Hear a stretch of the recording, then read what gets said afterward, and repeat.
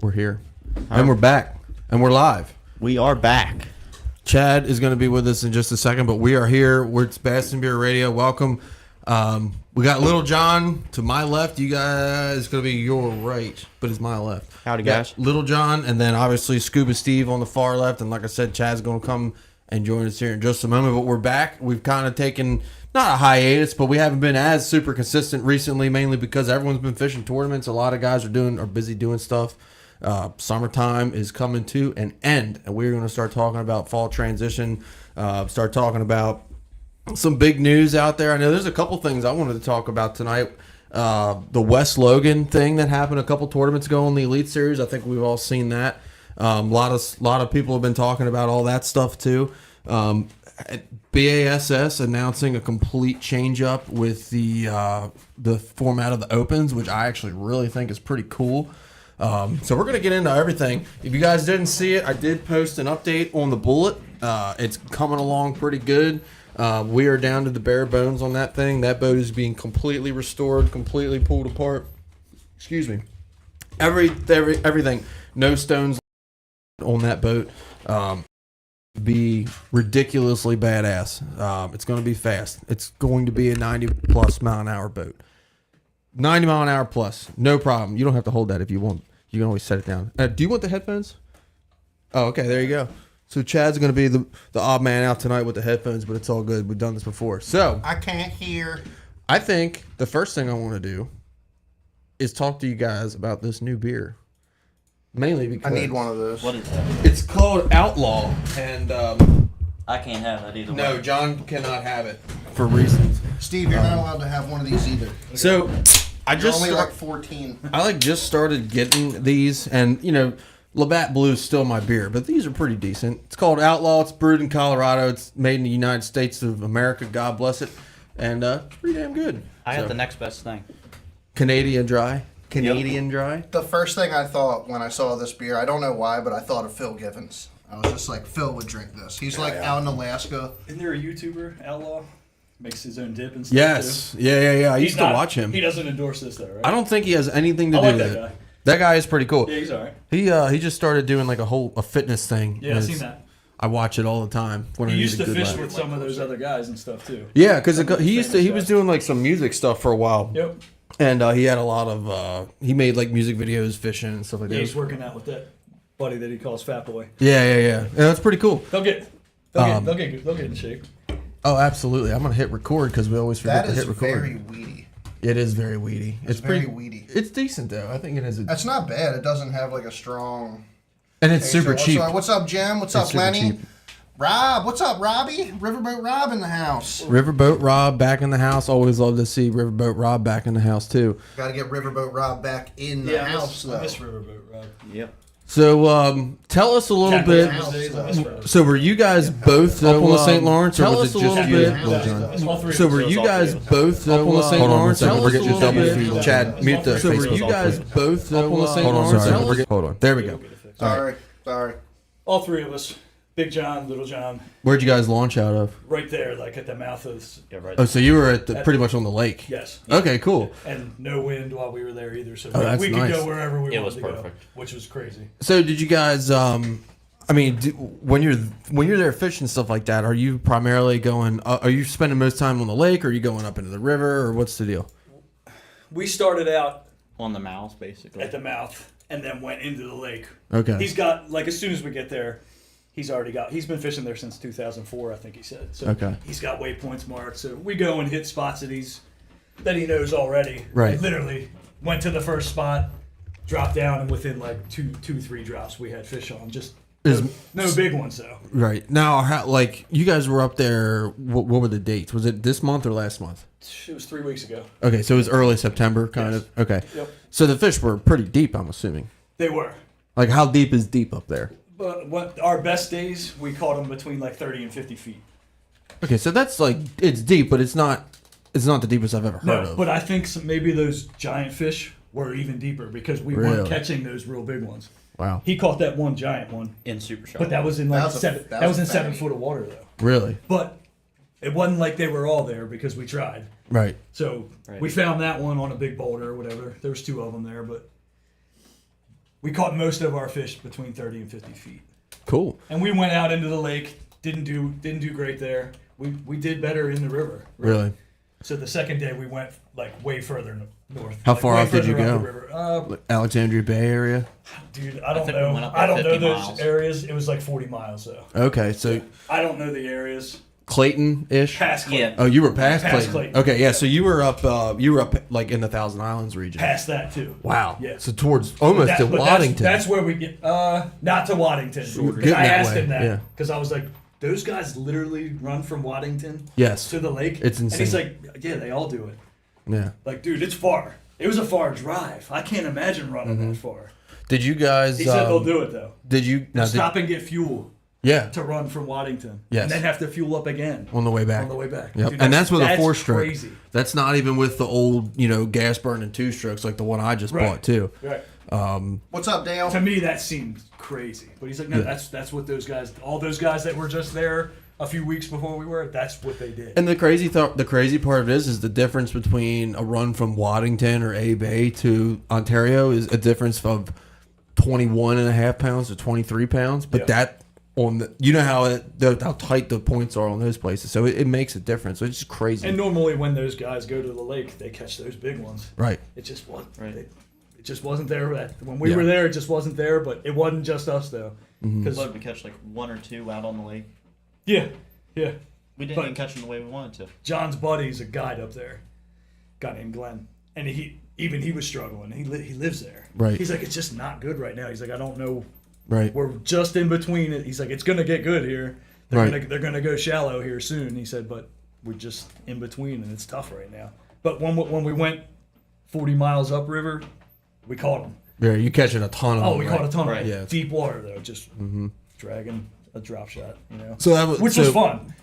It's amazing don't do because that here. when I was up there a couple months ago, it was 100% drop shot. Like it was That's all. it. That's all it was. I mean, John maybe caught some on a tube. You could catch one on a jig here and there. John caught that big one on a Ned rig, but for the most part, it was a drop shot. It was a Yeah. flatworm. You Oh yeah, that's the put deal. a flatworm down there, and gobies will be biting it, and then you'll hook up. You'll feel the gobies Right.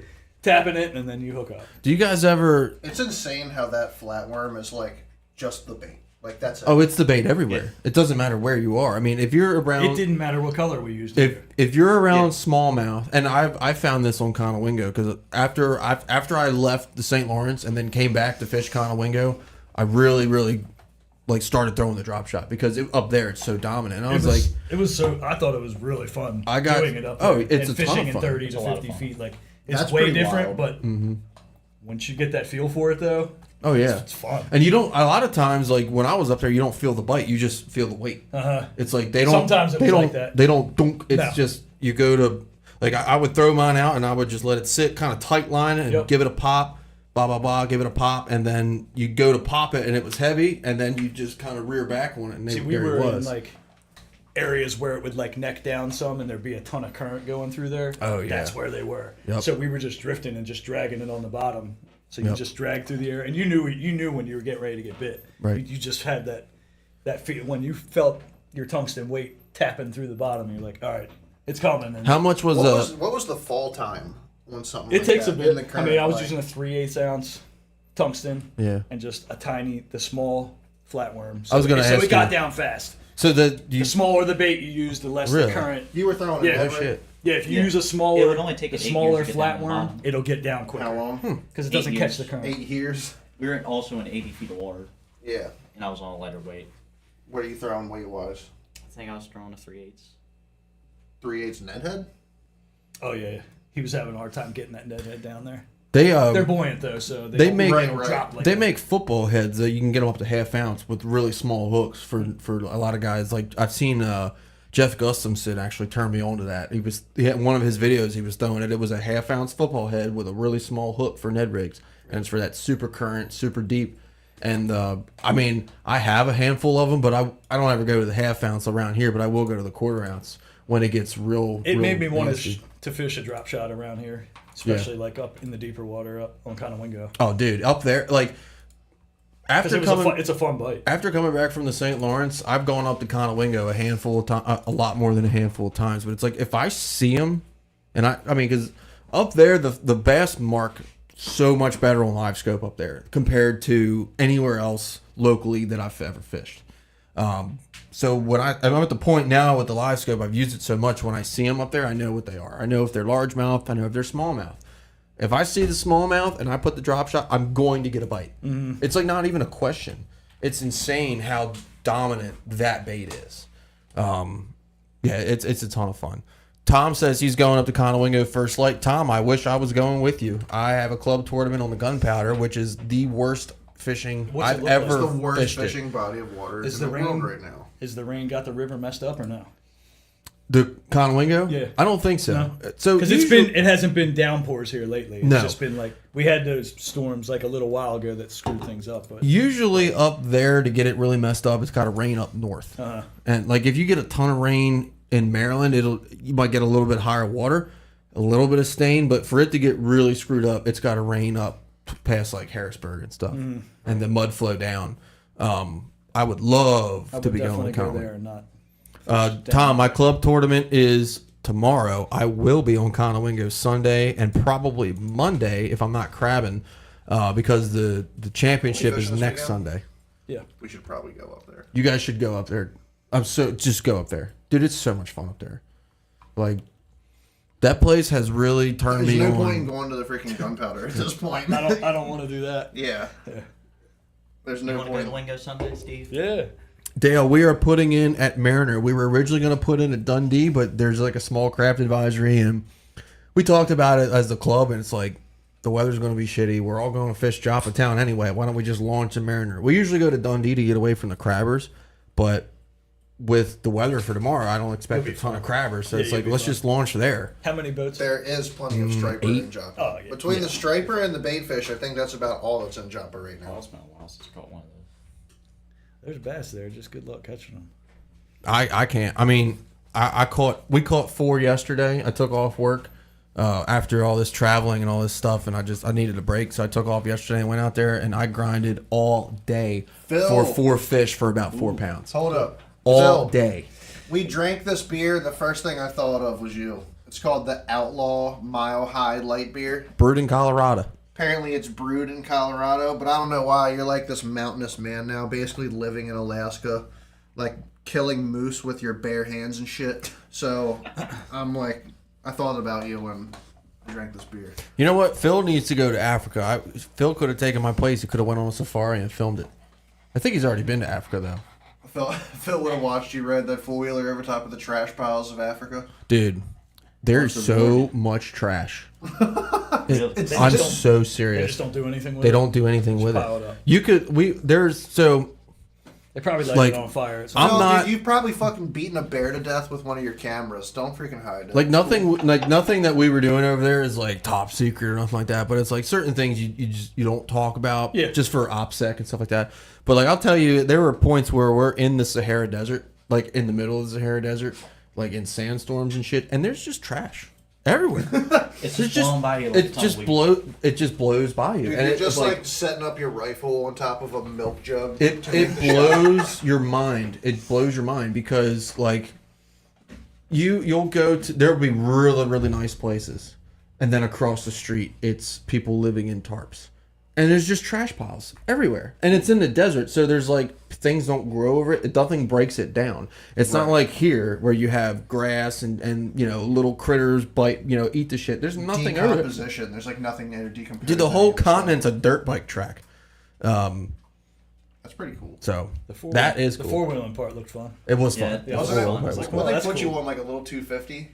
No, dude, it was like a little automatic thing. Like I don't know. I mean, like it was a little cool. 90? But, yeah, I don't even know what it was. It was cool. Though. I mean, Was dude, it like long rides or was it just like from? oh yeah, it was a 2-hour tour. It was Okay, yeah. yeah. I mean, my thumb was sore by the end of it because I'm not used to that. Like I'm used to the throttle. Yeah. That was pretty neat though. I mean, like we were literally like going across. I mean, I don't know if I showed you guys the picture. Maybe I did. But I have a picture where we're literally riding on the trail and we had to stop because like a goat, like a goat farmer was like crossing the trail with like thousands of goats and sheep. Did you know sheep have tails? Yes. yes. It's so off-putting. You ever seen one with a tail? The tail like goes all the way down to the ground, dude. It's so weird. I mean, I feel like all of them are all like super fluffy, and their fluff is like, and their Kinda wool's like in the covers. ground and shit already. No. It's a very prominent tail, and you cannot find it, dude. I mean, I'm gonna. Maybe they're a different show kind you. of sheep. We're gonna find this. No, I feel like I we've all seen videos of this. I found out. Well, when you shave them, They dock them when they're really young. That's what I found out. But it was like the most off-putting thing. Let's see here.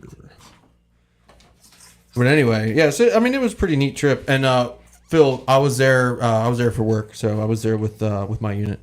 We had a planning conference over there, so it was neat. It was a good experience. Let's see here. Sheep with tail. I'm about to scoot us back a foot and drag this table forward. Do what you gotta do. We can get in here. So we want the leg room. I can scoot I down. was just trying not to Yeah, here you crowd go. you too much. You're good. You gotta have a good shot. Doesn't that look weird, dude? That does look Bald weird. head. That looks like a I was dog. gonna say. Doesn't that look so look like a off-putting? Oh yeah. What the fuck is that? That's what I'm telling you. Yeah. That's what I Not thought. what I was picturing. I was like, we're That's driving. not like, Dude, we're going I've through seen the desert. like nasty So the ones around looking here are bush, docked. like Yes. And they just don't do that. They don't do that over there. And like, that's surprised, a 'cause I nice think they looking would- sheep. Like the ones over there are like mangy. I mean, there's nothing to eat over there, so they're I would like. think they would eat that tail. eating thorn bushes and stuff. Yes, actually. Cut that tail off and eat it. Like on the 4-wheeler tour, they're like, the one somebody was like, hey, Do where's not pet the where should I go? crocodiles. They're like, where should I use the bathroom? And the guy's like, the desert. The whole desert's the bathroom. And I was like, oh, I see that. Cool. I see that. yeah. It was cool. It was fun. We were in Morocco, so it's for the most part, it's pretty. It's a very modernized African country, but the further you get away from the cities, it's very quickly Africa, like what you think Africa is. But it was a good experience. Just right outside, like the borders of a city, it's just like straight up Africa. Maybe no, not straight outside, but when the further you get away, it becomes less and less. Like, do they modern. have lions that come through the city or Well, that's anything the like crazy that? part. Like, it's not like Africa that. has deserts, has rainforests. Yeah. I mean, they Yeah. have. The they cra- have- dude, like- they literally have it. So Everything. they are. They definitely literally- have bass in Africa. Yes, they are in do. South Africa. But like There's big ones. The Stock crazy, bass. the Let's crazy go there. part of it is No. literally Hell no. Like- Everything there wants to destroy you. the ocean backs up to the desert. Like it's the coolest thing you've ever seen. It's like the beach never ends. Seriously, it's like the beach does not end. Like the ocean, the beach, and the beach just keeps going. Are bonita fish big? What? Well, they're a What's this guy's deal? they're a know what trophy you're talking fish. You didn't get I the had joke? no. It's from Step Brothers. Step Brothers. Brothers quote. She's don't You start. got this? You didn't What? get this? If No. you start quoting Step Brothers, Come on. Little John, he'll put everybody to shame on that. Oh no. Anyway. He won't stop though. Are bonita fish big? Actually, I saw a cool thing. Speaking of Africa and bass fishing, Team Marine, our friends Andy over at Team Marine put out a video a couple weeks ago. Ooh, yeah. I think Team USA's in Africa right now, bass fishing, aren't they? I think they are. Zaldane and- Yeah. I'm pretty sure it's in Africa. I could be wrong. But I there's saw a that. there's a company in Africa called Vortex Bass Boats that's making boats, and he priced it out. He said the boat, the whole trailer, everything but the motor, like rigged and ready to go for a motor, was like $35,000. We're talking 20-foot bass boat, and they say they run like mid-80s loaded. It's like damn, that's like maybe not a 20-foot, that's probably like a 21-foot bass cat level speed. Do me a favor, everybody. If you're watching this on Facebook, hit that like and the share button for us. Smash it with a giant smallmouth. Smash it. Smash the button. Hit the button for us. The like and the share makes a big difference. Bring some more peeps up in here. So while you guys were up on the St. Lawrence, did you guys get into any largemouth, or did you not even mess with I was it? going to say, I didn't know if we were going to keep talking about the St. Lawrence or whatnot, but we did fish Oneida on the way home. Oh, cool. We stopped there on the way How home. was that? I didn't know. was I'd never been there before, so I didn't know what to expect. But as soon as we get there, John pulls out his cards that go in his Trusty. graphs. Mm-hmm. Literally has waypoints, tons of waypoints from there. He's fished there many times too. Right. So literally, we get there and we run right to some areas. It was tough though. It was like maybe I guess in New York. Maybe it's like one of their last weekends for boats to get on the Yeah, water, it's so so there was a busy. ton of boat traffic out there. Like, What do you mean? Like, did they close the lakes or something? no, No. but it gets cold there Yeah, much yeah. sooner. People don't want to run in the cold. And I think that's like people's like summer houses. Yeah. or Last whatever. ditch effort So to there get was out a of the ton water. of there's a ton of boat traffic, but Yeah. Because you drive right it's over hard it to when you figure go up out a there. place in one. Sorry. You're all good. We were only going to fish from morning till like Right. noon. It's just hard to figure out a place, but once we got something figured out, John caught 3 like 5-pounders in like an hour. Largemouth. Big ones, yeah. All Wow. all largemouth. That's awesome. Punching, like, giant weight, big giant punch rig through like we were in like 8 feet of water, and the grass grows all the way to the Oh, top. yeah. Mm-hmm. Just punching through that grass. Me and Steve Wow. couldn't do Reaction bite. anything that day. I got one bite. I got one fish to come up when I was lifting up out of the water, but I think I wasn't using a heavy enough rig to get through that grass. I think I was stopping. Yeah. And he said it was just a reaction bite. He's like, my bites haven't come lifting it off the bottom. They've Right. come off the drop. Yep. Big weight, big Mm-hmm. punch rig. I mean, It's like Florida. full size brush hog, just punching, and Wow. all big bass. There's a skirt on the punch rig too. It makes it look even 3 bigger. 5-pounders. Yeah. Wow, that's Big cool. ones too, dude. Yeah, Oneida's a neat looking place because I've never fished it either. But when I drive over, when I go up to the Right. St. Lawrence, Yeah, you you drive see it. right over it. Yeah. You could definitely. I mean, back in the day, you could definitely punch around the GP if you wanted to. Like in some of those deeper areas where you had the grass that was growing over top I mean, of like the particularly freaking back in like the overhangs and shit pond. like- Yeah, you could. Yeah, back Yeah. in the pond. Since places, I've wanted to do it, that grass has not come back. exactly Right, like yeah. places back But that in was the my barn, plan, like there was was to do places that. you definitely Yeah. could, and now The that way he doesn't- was doing I haven't it seen that in On years. Oneida, I think you could do it on the flats too.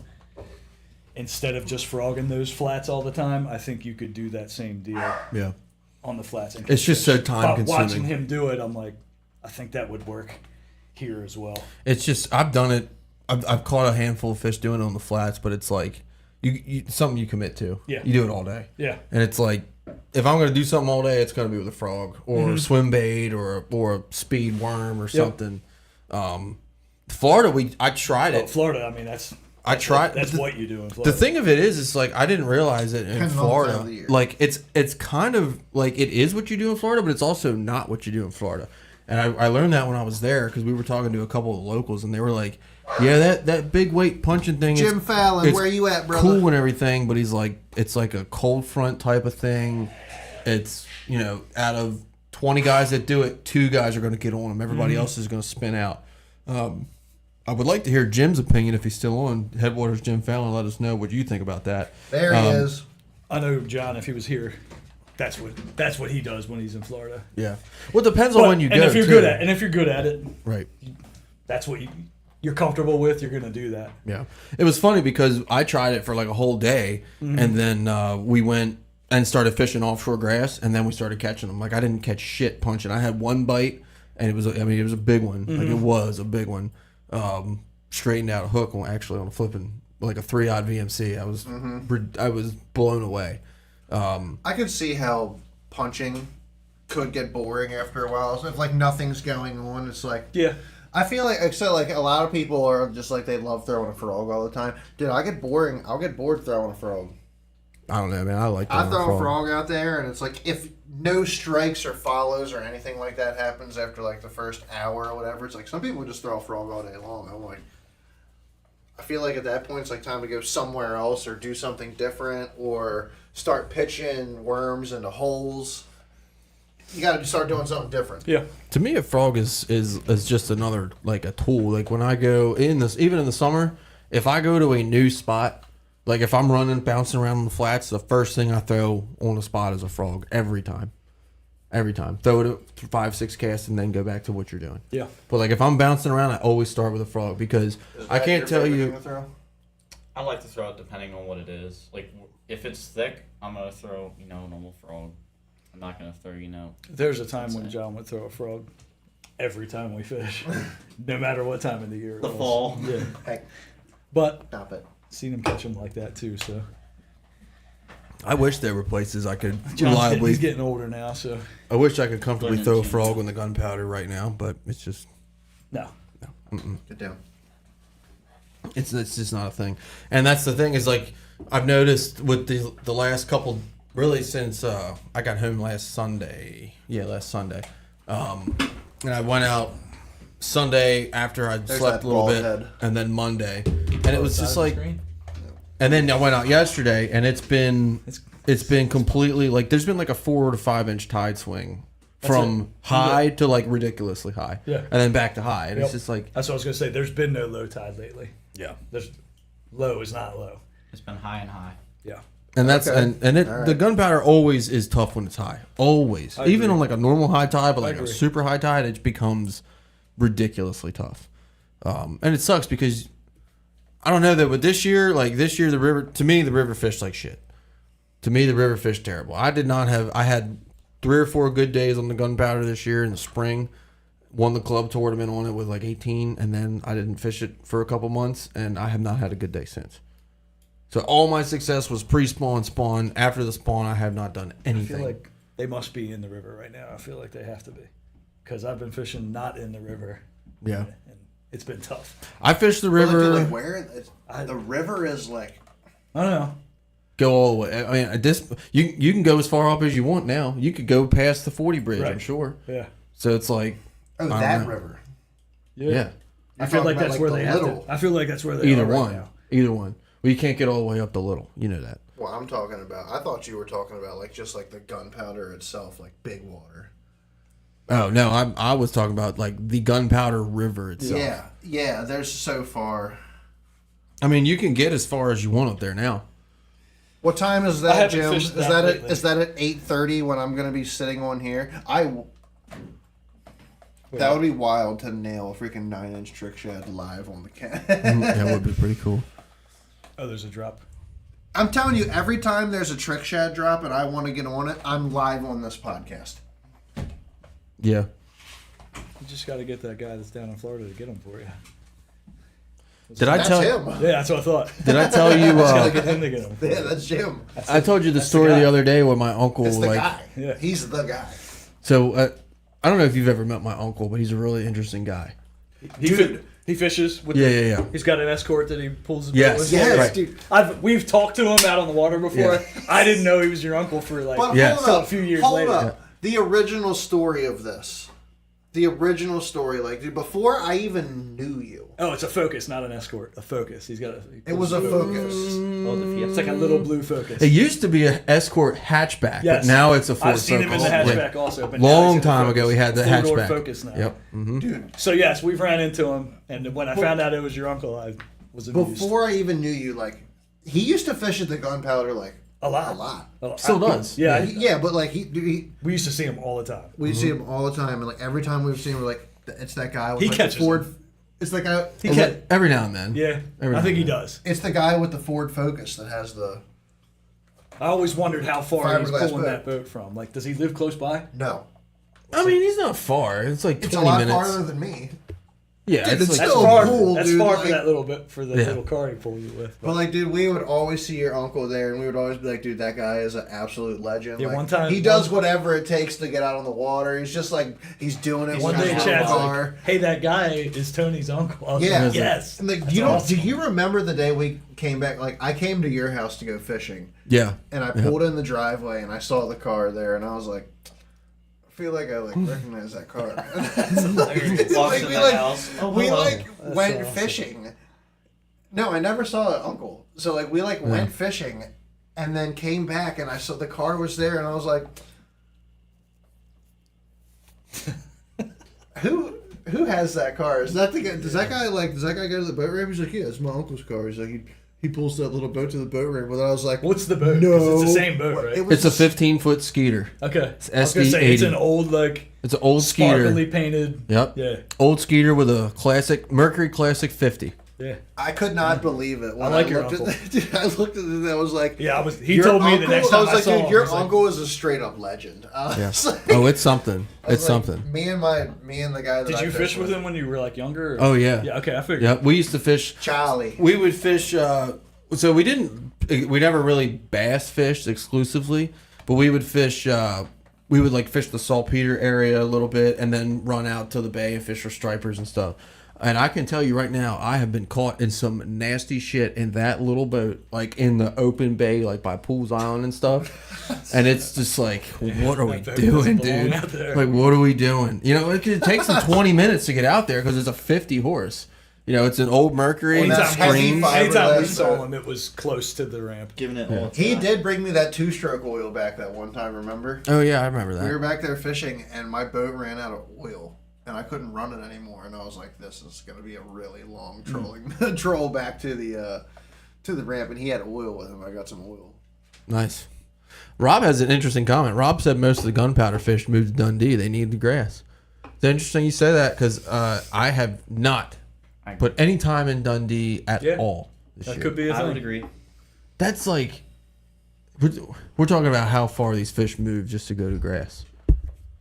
At a time, okay, so I'm not saying you're wrong, Rob, but here's my thought process behind this, right? Tell us.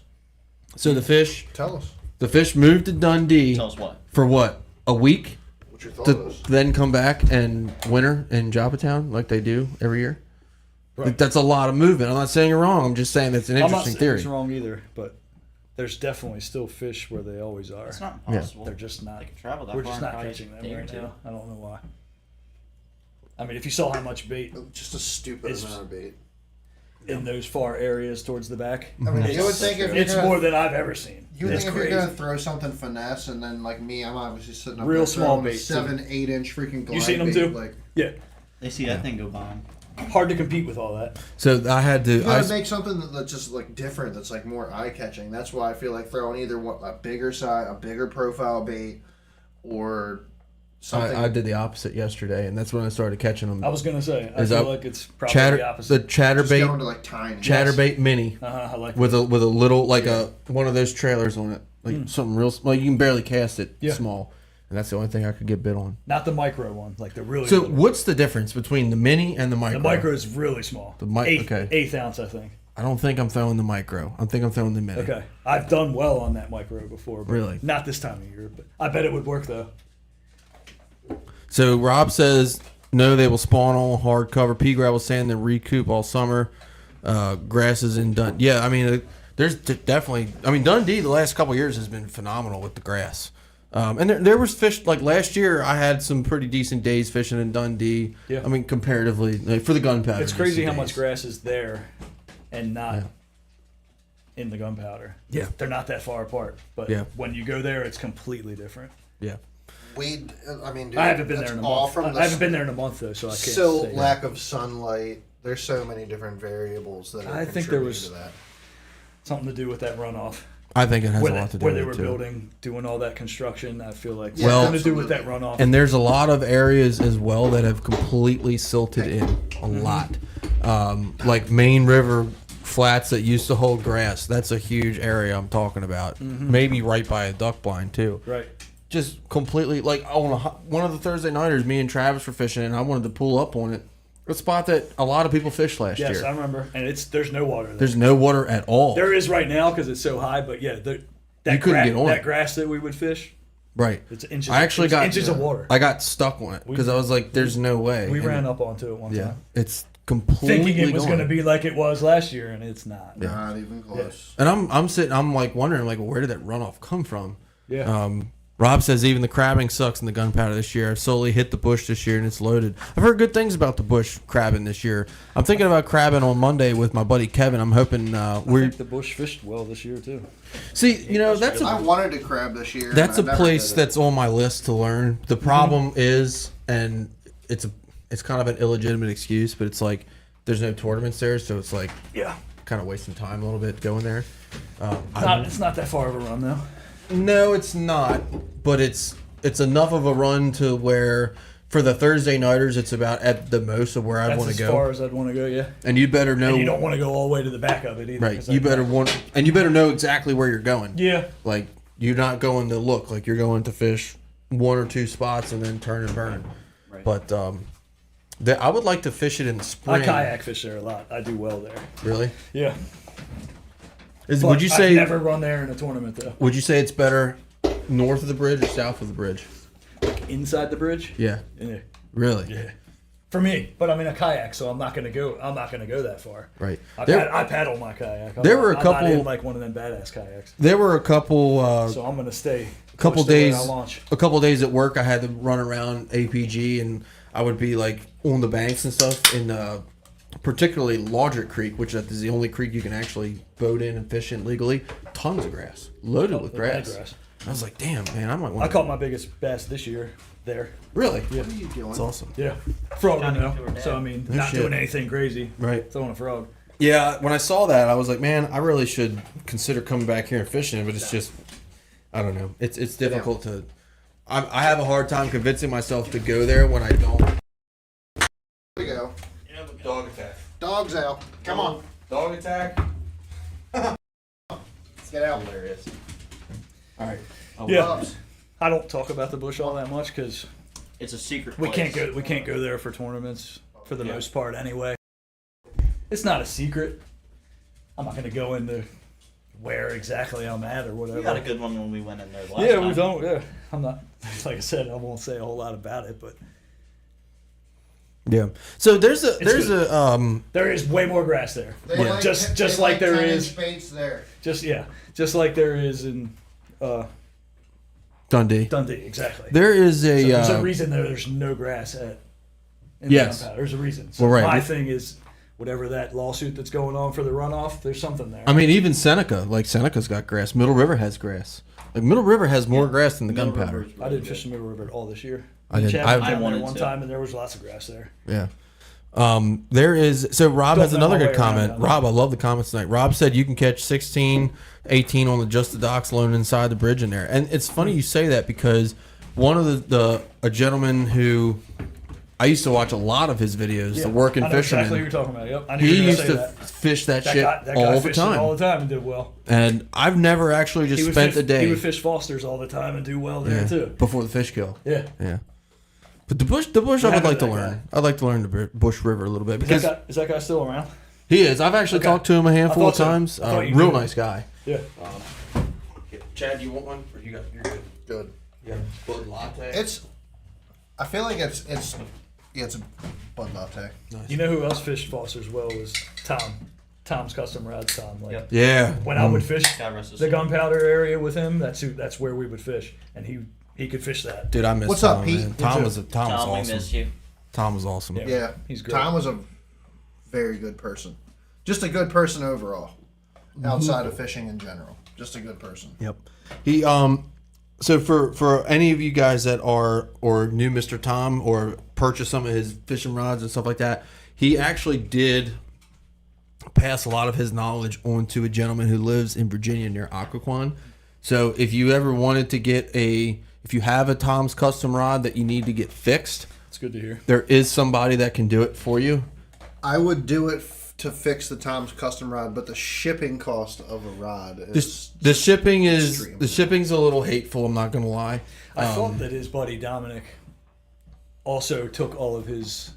You know Dominic. Tom was Yeah, I almost know like a Tom. neighbor for Yeah. you. Tom, right? yeah, The and this guy podcast Dominic lives right by Tom. I thought that he maybe was taking over at least like rod repairs, but I Yeah, I don't. remember you saying something. Hey, what's about up, I Ryan? don't know that for sure. Yeah. So I know he learned a lot from Tom. He definitely knows how to build a rod. Yeah, I sent right after Mr. Tom passed away. I sent one of his rods to the guy down in Virginia, Okay. and he didn't even charge me. He was like, it's one of Tom's rods. Like, don't even worry about it. I paid for the shipping. The shipping was. What's a lot up, of money, Jason? That's a Dude, good deal. I honestly really think that if somebody obviously you have Jerry with like Real Perfection. If Jerry will fix rods. I didn't realize that, but he does. Dude, if Wow. but I'm just saying, if somebody wanted to quit their job and just do rod and reel cleaning, you could make a living doing it. That's around what here. Jerry does.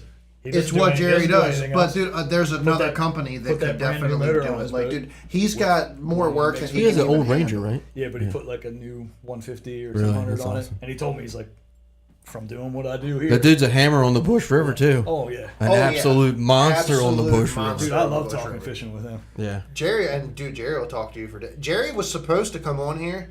We had like a time set up for it, and we just like You could never probably got get him to together. do it this winter. I think The guy's so busy. Yeah. he's oh, yeah. incredibly busy in the wintertime, so I feel like True. it's the hardest time to get him to do it. If anything, Yeah. maybe this fall before he gets super busy. I got to reach back out to him again. Yeah, I just saw him the other day. Definitely. He fixed He's the like rod for he's me. like He fixed the rod Shimano. for me before I went Yeah. to the St. Lawrence. He just a tip, but Yeah. just put a new guide on. But Cool. Yeah, so he will do repairs on rods. So That's awesome. What was the thing after that? What are you looking for? And he was like good Supposed friends to be with a Tom base too. for this. Like him and Tom knew each other forever. Oh, hello. But yeah. But I'm telling you, I'm going to be true to my word. I say it every year. Riverboat Rob, if he's still on, he'll vouch for me. Once October 1st hits, there's one place I'm fishing for the rest of the year. The Winger. That is the only place you'll see me. Seems like last year that's what you did, right? Yeah. And it was it was so much fun. It was just a ton of fun. I mean, this year, I think I've really seen what the place is capable of. Whether it was in tournaments or practice. You caught a lot of largemouth there this year. It seemed And like. there were some hammers. I mean, there was that one day, it was in like middle of July. Me and Travis went out there and on a Thursday night, instead of fishing the Thursday nighter, we went out there and oh my God, dude, it was unreal. Sat in one spot, I had 2 schools of fish eating the same bait on the scope, and we made the same cast for like an hour, and it was like 4-pound smallmouth, 5-pound largemouth, 4-pound stacked. smallmouth, and it's like the place has fish. I mean, it has some serious fish. It's just the fish. It's a completely bait dependent place, and it doesn't fish like everywhere else that we fish around here, which is why I think there's such a steep curve. I mean, Yeah. when you look at like a club tournament, and any club tournament goes up there, it usually takes 10, 11 pounds to win. And then Not much. you go up there last weekend for the Open, it takes 20. It's like, if you put the time in there, it's worth it. I mean, there's some serious fish to be caught up there. And it's smallmouth. Who doesn't want to catch big smallmouth? I mean, I'd take smallmouth any day, twice on Sunday. But you guys all know this. I say this all the time. Isn't that right, Bubs? You're going to have to get out of here before you trash another studio. I think there's definitely a group of guys that only fish up there. Mm-hmm. Yeah. Conowingo? Yeah. Absolutely. Yeah. Yes, And they always absolutely. come back with fish. Yes. So the interesting thing about How's it, it Willie? I know a couple. Herb fishes up there all the time. and the thing of it is, and it's absolutely true. Like I mean, in the middle of summer, I don't think I had a day this year where I didn't have a steady fish catching day. Now I didn't have great days, but it was like Right. steady fish catching Which is days. nice. Right, like you go down to the flats after those big bags cool off in that late summer, it's like painstaking to catch a limit. Up there, I can almost always catch a limit. You know what I mean, or at least have 4. You know, with a couple decent ones in a tournament or something. But it's like, yeah, you catch a lot of 10, 12 inches, but it's pretty constant all day, which is kind of neat. I don't know. I just Did you think hit that? Did you talk about the rock pile that was dumped in the river? which one? rock pile. From Rob's comment. Who's excited to catch smallies off the dumped barge rock? Oh yeah. I don't know about that. You didn't hear about that? Some No. big barge dumped a whole bunch of rock right down below the Susquehanna River. You at- probably will catch it. at the bridge. Down towards 95 and 40 and stuff, right? Yeah. So it's like everybody's like, "Yep, I'll be fishing off that." Chloe, you're gonna make a mess. Imagine being a fish at the bottom and then just looking up and being like, "Oh shit." Hello. Especially with like live scope and whatnot. Mm-hmm. You'd be able to pull Just right up. pluck You'd be able to right pull right off up that and look shit, at. dude. I mean, you'd be able to look at what's going on down there for sure. Yeah.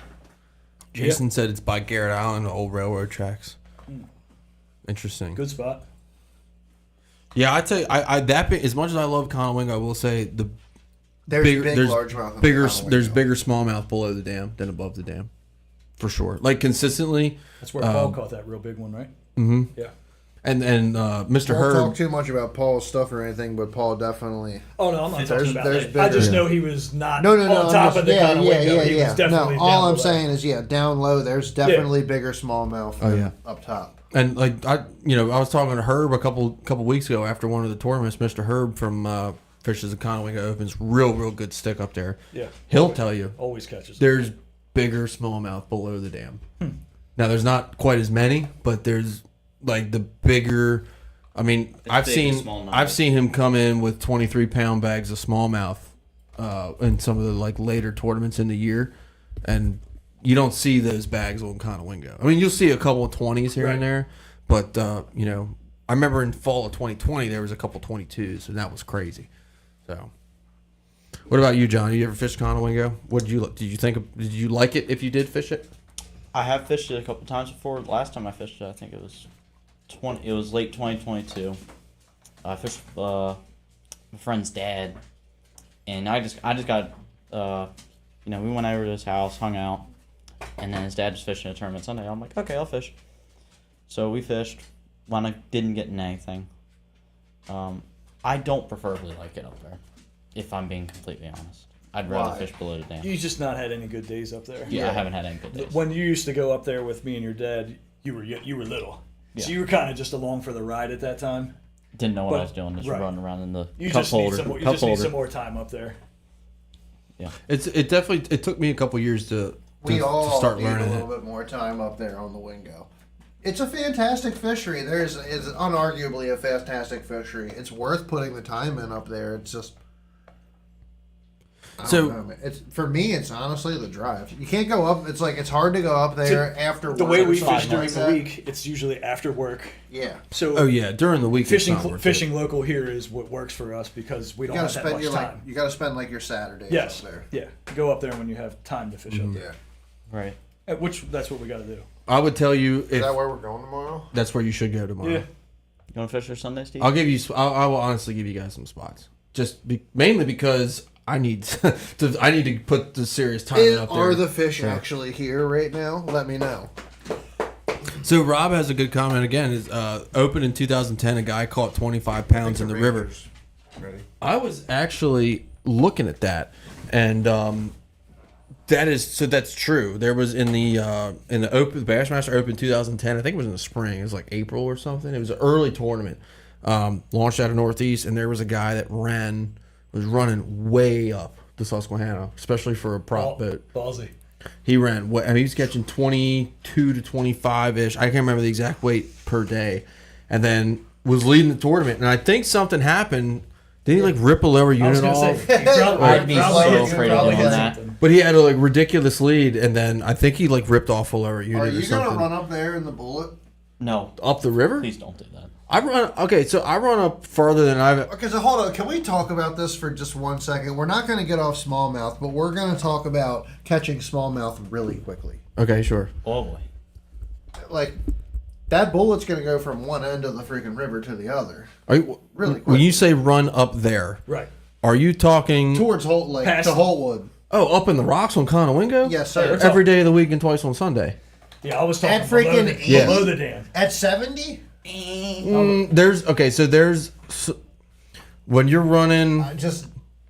When you're running I see guys do it though. oh, I It's gonna do be I do it in the beautiful, range. but I'm a lot. still on the fence if I even want to ride in this. What do you got, do Joe? it. You got to get it It's on gonna be video. I want to witness. Oh yeah. It's going to be a 90 mile an hour. I thought we were talking below. Oh, the dam. easy 90 miles. So Once you go past so- like Lee's Landing, okay. it's sketchy. So in the Ranger, Yeah, it's in sketchy. my Ranger, I have gotten well above Lee's Landing. Like just running, plain. if you on the right tide, yes. Uh-huh. And I run. way No, past on the there, right- Yeah. on the trolling right or, gates. or idling. Well, so I idled a handful of times the first time, and then I started running up. I can't remember what it's called, but you run past the first island. There's a set of bridge trusses that you'll see if you're at Lapham, you can see them. There's always birds flying around them. Talking about It's up at like Deer Creek. Yeah. I've run past Deer Creek on the right side. It's You very can run- difficult to You do. can run all the way up the left side. All the way up to Deer On- Creek. No, you can't. Yes, no, you can. Not in a fiberglass. That's like boat. main line, dude. You run all the way up left side, and then you eventually cut a right with the current, and then right. That's run up. into That's up past. I mean, yes, but that's up towards like past Spencer Island and all that stuff. I wouldn't go up the left side on my boat. I'm going up the right side all the way to the soft boat launch, and then up another couple hundred yards in between the islands up there, past the old bridge pilings. But it's not really worth it, if I'm being completely honest. I mean, dude, if you're gonna go up, you gotta go up. I can But show that's you. the problem. I can show you as far north as I've gone on that place, and like I show people, I mean, and they're we like, can "There's literally- no way." We can literally bring it up on Google Maps. Well, yeah, that's fine. Yeah. I can show you as far north. I mean, I've caught some big fish up there, but the problem is it's one here, one there, and it's never consistent. There's a handful of spots if you go up in the river that are consistent. The problem is up there, like just above the 95 bridge, the fish are very nomadic, whereas below the 95 bridge, there's a lot more consistency to where the fish are going to hang out, if that makes sense. So you're at Conowingo Dam. So keep going down. All right, see where it says lower right here. This is upper. It's not impossible. Hold up real quick. See where it says. So just go down to Lapidum and zoom in a little bit. from there. Zoom in. Keep going down. Keep going down. Keep going down. Okay, stop right there. Yeah, Lapidum's Lapidum's right right here. there. There you go. Now Okay. zoom out. Go up to the on the right side. So the soft boat launch. See where it says Jerry. Up here, Rock Run. Yeah, Jerry, whatever VFW, VFW. post. I've gone about 100 yards or so north of that. Okay. But you better set down. I was gonna say I've never gone that far. Yeah. I've only set down maybe On around plane- there, maybe on to plane the left through of that there? island. Yeah. You Yeah, run you up can- through here. No, you run on the left side. If you're going to run, there. you run on the Right left down side. through there. Yep. hmm Me and Dad crushed You can do the it. left side of that island. But I've put whoever I was with. You stop. can- you can He do don't it. go any farther than that. And the Is there thing, like a actually, picture of the running part is if you run. So Spencer Island is the island that's the furthest down, where the cursor is. You can run maybe 30 yards off of it and run all the way up to Robert Island until you get to the bridge trusses, and that's where it really calms down. But I caught the big smallmouth of the year in my club just out in the middle, out by Spencer Island last year, Where's Lapidum? right there. Right there. Me and Dad go So, yeah, there's north Deer there. Creek right there. Right there.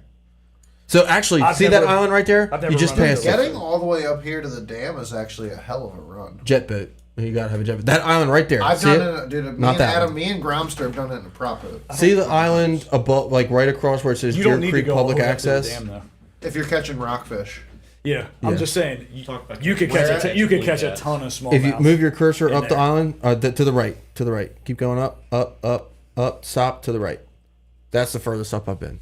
Is right in there. Yeah, that's first up. And I never really caught them up there. I mean, you catch one here and there, but it's like it would. I mean, it takes you half a day to get that far up. Because once you get past the soft launch, it's real. I mean, if you're putting, you're brave. If you're on the trolling motor and there's no current, I'm can telling get you up right there. now, this is the most. If you want to fish this is one of the most dangerous fisheries Yeah. And somebody did in that in a Maryland. prop boat. Period. Right here. But there was A lot of people yes. get freaking hurt and lost right here. So yes, so to John's question, yes, somebody in the open in 2010 went way up Yep. there That's why he lost his lower unit. and was too. catching some hammers, and then Yeah, they're up there for sure. yeah, He risked it for the biscuit.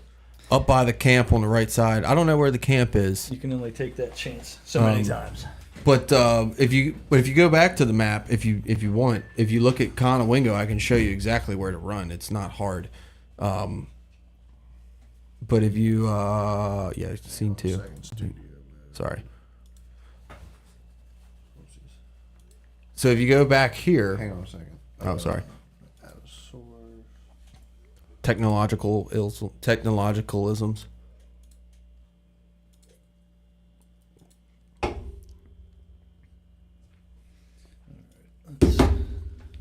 Oh, okay, cool. Now you can see us in the corner. I think that's actually pretty neat. How you just did that. So if you all right, so we're back here. We're on Conowingo. Go all the way up to where the rocks start. Is anybody chiming in about fishing that area there? Does anybody I else? want- Does anybody else go up that far? Jason says he launches out of Lapidum all the time. I wouldn't blame him. for And that. runs I way would- up there. I would. Well, he has a kayak. Oh, okay. Lapidum. So I mean, Yeah. yeah. Okay. So what you're talking about? You can go up anywhere. here, way above the dam, I'm talking yeah. about it Yeah, I going want above to the know if dam. anybody's fishing those areas Yeah, that will learn. dude. I've been right here before on a boat with ground. I've been curious. with what that ground, looks yeah. like. on a freaking prop with like a 25 horsepower prop motor. Right. Catching rockfish. Yeah, catching rockfish, destroying rockfish. Yeah. Yeah. There's definitely smallmouth up there too. Sure. There's no question. Oh, definitely. We I don't think caught- you have to go that far though. I No. think Right? you can And- catch them in all those areas. Pretty sure it was right in this area somewhere. One of my buddies caught like a 3.5 pound smallmouth. Yeah, I I had caught a some giant giants brush right all in the there. time. Dude, I've caught them I over, was over really there by young, Port I was Deposit, so big stupid ones. about Yeah. On that seawall before. I Yep. mean, they're there. So if you go up, So show us some of your spots, Tony. I was So- gonna say I don't think I'm giving up. I won't show you the spots. I'll show you where to run. What's it But supposed keep to going be? up. Keep going. Go all the way up to the Where rocks. is the boat ramp right now? Oh, there's Cold Cabin. So, Dude, this is a great boat launch. Hey, whoa. Okay, for I'm who? sorry. I've Hold bought up. 'em off Hold this up. dock. Nobody go there, actually. so You all better right. have something small if you're going there. I've launched my boat Yeah. there before. It was Yeah. it was an event, Ranger with a 200. Yeah. That, but it was an event. You guys can't do that though. It's illegal. Yeah. Yeah, don't It's do against the law. DNR will get you. I love Cold Cabin. That place is Dude, great. Cold Cabin's great. Just for showing. Yeah. I would buy a house there. I love that little area. It's It is a really neat Big area. jet ski You'd be like place. 10 minutes Big away. jet ski place. I love that place. So if you go, all right, see where it says Sicily? We're right there. If you stay Check out a about big glide bait fish right there, if you stay about 40 yards, right in that area somewhere, around yeah, here. or right there. Yeah. right there. if you stay about 40 yards off that bank on the right and zoom out a little It's bit, deep as shit. Oh right yeah, I there. know. you Right? can literally It gets run. down to like Right 100. here? It gets down to like Yeah, you 150. can run up like right here. You can run as fast as you want I see them all day. Is this a rock right here though? No, that's a No, boat. It's a That's bit. I see them. That's Tony. It's Tony. There's Tony right Might there. be. There he is. Nice. No, I'd be going faster than that. You'd see the rooster tail, You'd see the red power poles. right? But you can. From So if you keep going up, you Yeah, can I go see all guys the run way up up. that right side. So Pretty when far. you I get did to it that at island, So wait, so like you can from here.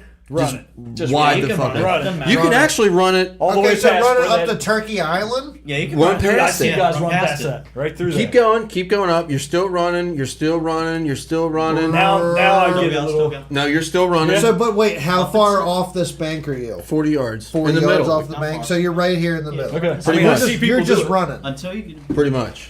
You're still running. You're still running. You're No still way. running. You can run to the bridge. Right You can- here? You're still running. I'd be a little worried. 40 yards? You're still, and then you cut left. But there's You a have lot of that people that island do on your that. right. Right here? Once you get to the island, you get in the middle, Remember that time we seen that blitz going on right there? and then you stop what are you at the talking- don't Norman talk Wood about Bridge. You stop at the Norman Wood Bridge, and then you idle the rest of the way up to Holtwood. I've got. It's really, it is so easy to get around up there. No it's really not way. hard. You Yeah. run that. I see Dude, guys do I've it. gone up there I so believe many you times because that I it's see guys just do it. boulders. You can see them. Yeah, the ones that you can see, you won't hit them because you don't run into them. That's you the go the goal. opposite way. Yes. I Just see don't hit people 'em. do it. So Well, It's it's like a see that racetrack. again? You go the opposite way. If where you the wall see, is. if you can see it, you shouldn't hit it. Because Right. if you can see it and you hit it, you ran into it like an idiot. Just don't hit it. Not when Now, you're going I'm a 50 little bit miles of an an idiot. hour. if you keep going down, That's crazy. if you, I run off the left side to the splits. I don't give a shit. I know, I know it so well though. Like I don't know it as well as a lot of people, but it's really not. Here's the thing, right? I feel more comfortable running this than I do fish running the that. gunpowder. You know why? Rocks don't move. Fish this. Yeah, I want to fish that. So Muddy Run Reservoir. Dude, that place is a toilet bowl. You know why? Because Why? you ever been up there when they drain it? It looks like a toilet. They It drain just yeah, Wow. it's crazy. There's I some like hammers that. in there though. There is. I'm sure there is. Turns me on. Hold on, so Chad, go move down a little bit. I'll show you. Move down where? Keep going, keep going, keep going. Stop. Right there, where your cursor is. If you go up past Sicily, you can actually run to Little Chestnut Island, cut the S turn, and then run up the left side to the splits. You can run down here. Yep, you can run that. You absolutely can run it. Yeah. I feel like it was. I feel Now, like we that- definitely caught. I caught glide bait fish right here too. Now that spot, if you want to run That's that definitely S, why I call glide bait fish. if you want to run that S turn, you better know what you're doing. Running up the right side's not bad. Running that shit's bad. You're off, and it's not good. I for whatever reason, I got really nervous. Where were we You can at? cut. You can where- cut through there too because I've been in a boat. Is that Yep. where we Might saw? get it. Is that where we saw that one dude that we know go up there? Is that DVD? I went through there with somebody. That's up at before, the. and I That's was right before you get to the splits. I feel like I we was watched- scared. Yeah, I couldn't believe he was, but the fishing he up knew there his way. is He knew his way through it. the fishing up there is really not as good as you think it is. No, either. we, Like, we ended up going up into here and fishing in here. up in the splits. But Yeah, yeah. There's some big caught fish a up there. Caught a largemouth in here. yeah. Really? It's cool. It's cool fishing in there, but like, I'm telling you right now, tournaments aren't getting one in there. No. Like none of them. Like you can maybe get a good one in there, but it ain't. Yeah. You know. It ain't 5. He just surprised me that he went through there. In a glass boat. Yeah. That's cool. Yeah. Hell Your dad all the way in the over back there. cat went right through there. No way. Yeah. He don't care. There's only enough. There's like a rock that runs across. There's only enough room to just barely get the boat through there. But literally, as soon as we went through it, he flipped over there and Dad's caught, gotten way and up there caught, in the and caught a nitro. 4-pounder. I'm like, The nitro. He remember the old green nitro? He took that way up above the bridge one time. yeah, no, he did that in the basket. went through He that. did in the now, basket, not too? not with the big motor running. Like we Oh. just trolling motor through it, but it literally, it's only enough room to get the boat through there. You just run a rock right down the side of that freaking basket. Oh. my God. Oh. We didn't hit anything, but Was that the old one or the he new don't one? he don't run it like it's a tool, and he uses it that way. It's a hammer. It's a good boat. It's a It's great. $70,000 hammer. It's a great boat. It's definitely a really, really good boat. Yeah. I don't have this. I don't have the experience on the kind of. We need to go up to the Conowingo. We got to fish the Conowingo. Just It's getting close to that time of the year, anyway. Yeah, he We're a definitely little does far stuff out. in the boat that I'm like, oof. But that's definitely it's never caused an issue ever, not even once. So he definitely knows what he's doing, obviously. But oh, what, going up into rocks and stuff Yeah, like that? yeah. Oh yeah. It's really not that bad.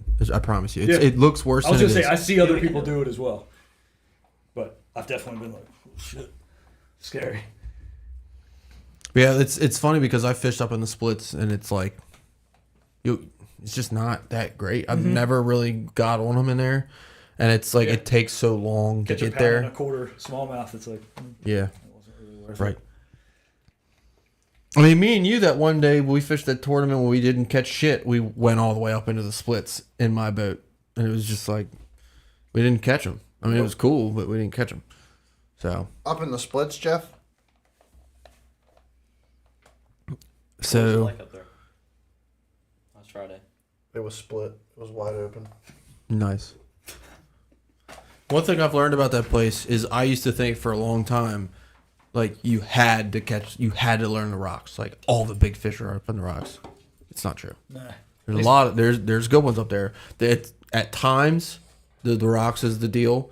It's not always the deal. Yeah. I have caught most of my biggest smallmouth like south, south, Really?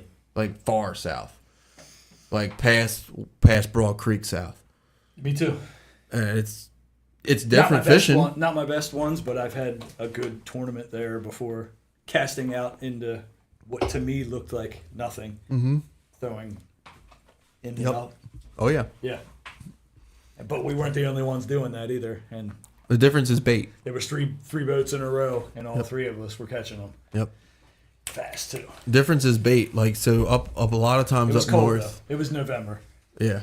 A lot of times up north, the bait's a lot smaller, and it seems like the further south you go, you get into like that 3, 4, 5 inch bait, and it's a little bit easier to pattern, especially with live scopes. Like if I'm looking at bait Oh yeah, and this they're was before that. little, This was I before don't that. want to be there. Like if I find a big bait like that 4 to 5 inch shad, that's where I want to be.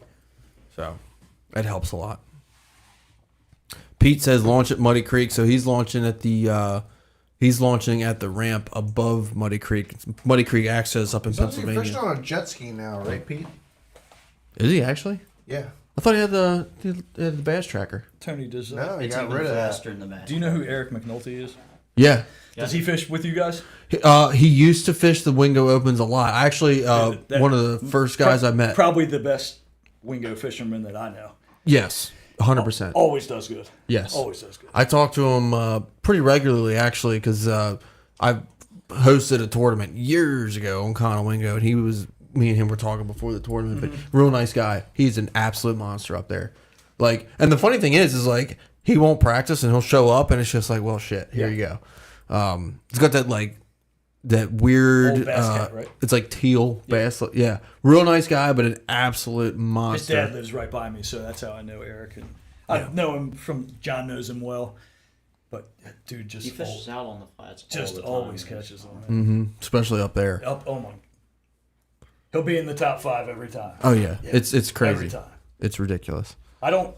Does he still fish? Because I haven't seen him in a long time. He'll jump in a tournament every now I and think then. he's not doing it as much as he used to. Yeah, he'll That jump dude- in one every now and then, and it's like every now and then he'll win it too. Yeah, Like I it's bet. crazy. I bet. It's pretty cool. But real good I guy. think his dad was also the same way. Hold up. What? Jeff says, yeah, the biggest he caught was 3.5, and he only fished up there for 2 hours. He ended up getting stung by a female cicada killer in the neck. That's awful. So he headed back. I didn't Hold even- up. So you're talking about one of those bees that's like 3 I'm inches afraid of long that. that looks like it would put a hole in your jugular vein that you would bleed out I of? didn't think they even stung, but Obviously, he knows Dude, what they do. got a freaking massive stinger. Yeah, I didn't think I'm they did scared. that. You got stung by that? I want to hear the story on this. What was that like? Why What did it feel sting you? like? Did you go to the hospital? Did you trip balls? Like, Right. Yeah, like- Make you hallucinate. yeah. Why did it sting you? Because those things are like usually they don't Yeah, mess with why you. did Usually just hit him He with a hit him tennis with his racket. rod. Why did a giant bee that was freaking 3 inches long decide to attach itself to your neck? Yeah. Yeah, I'm actually very Keep a curious. tennis racket on the boat. Yeah. You can launch that. It's about to get very interesting. Please like and share. All right, so while we're waiting on that, I think this is a good opportunity to change gears to the Bassmaster Open format. I'm curious to your guys' thoughts on that. So for those of you that don't know, and I am not the most well-versed person on this, but previously, a couple years ago, I remember talking about it on the show when they didn't announce it, but Bassmaster used to have multiple divisions, and you had to qualify through the points in your division to make it to the Elite Series. Then, a couple years, I think it was 2 years ago, they changed it to where no divisions, 9 tournaments. You got to fish all 9, and you have to be top in the points if you want to make the Elite Series. So there was a lot of hubbub about it. A lot of people were like, well, it's great because, you know, now it's forcing guys to fish a whole series like they would on the Elites and blah, blah, blah, and all this, that, and the other. But here we are 2 years later, we're back to 2 divisions, and there's like elite qualifiers now too.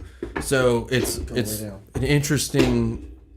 It's interesting. I don't want to call it a backpedal, but it's kind of a backpedal how they've kind of come back and gone back to the divisional aspect versus opens, right? And So you could fish one and qualify for the elites. I don't know that you can was gonna only say, fish I wouldn't one. s- I think you probably still have to fish all of them in the Okay. division, but Okay. it's 4 tournaments in every division now instead of 9. Okay. And I kind of That like makes it. sense. I kind of like it because when you look at the schedule for the last couple of years, there was very few shit on the West Coast. I mean, we're cutting half the They cut country the whole out. West Coast Right. Toyota series like out, it's right? non-existent. That's done with at this point. Well, it's just, I mean, all the money for Bassmaster. I mean, when you really think about it, there's certain places where they just go year in year again. It's like St. Lawrence River, you know, which ironically they're not going to next year, but it's they just it's Locals are happy about that. yeah, I think so, and It's got beat up. for grassroots guys, it's more realistic. Like a grassroots guy who's good enough to fish it and doesn't have the money to fish it. When it was 9 tournaments, you got to fish them all. It wasn't doable. The guide that we know that was up there was talking about ever since it was labeled the best bass fishing in the country, that it's just gone downhill since. What, the St. Lawrence? Yeah. It's probably just getting beat He up. said he's like, think about it. They're taking 5 fish a day from the lake or the mouth all the way up to Waddington. They're not coming back down there. Right. Those big fish aren't coming back all the way down there. So Right. he's like, so 5 fish a day per boat. 100 of the boats are running all the way down. There's 500 fish a day Right. getting taken all the way up to Waddington. Yeah. He's a guide, and he's like, I've noticed a difference. It's Wow. not like it was before. Yeah. He's like, I used to catch 75% of the fish I dropped on. He's like, it's maybe 20% now, What do you think's going to which is happen? crazy to me hearing that from him. Yeah. We've talked about that around here, though. It's like, what do you think's going to happen when you grab a bunch of fish out of one small area and then you And just take them transfer somewhere them. else? Yeah. Like they live. I mean, the lake's massive though, but It's going to take effect over time. I think it definitely does. So they probably need to give it a break for a little while. Yeah.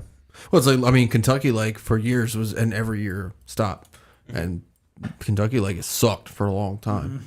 It's just now starting. And the interesting thing about Kentucky Lake is it's becoming more of a smallmouth lake, which I found super interesting.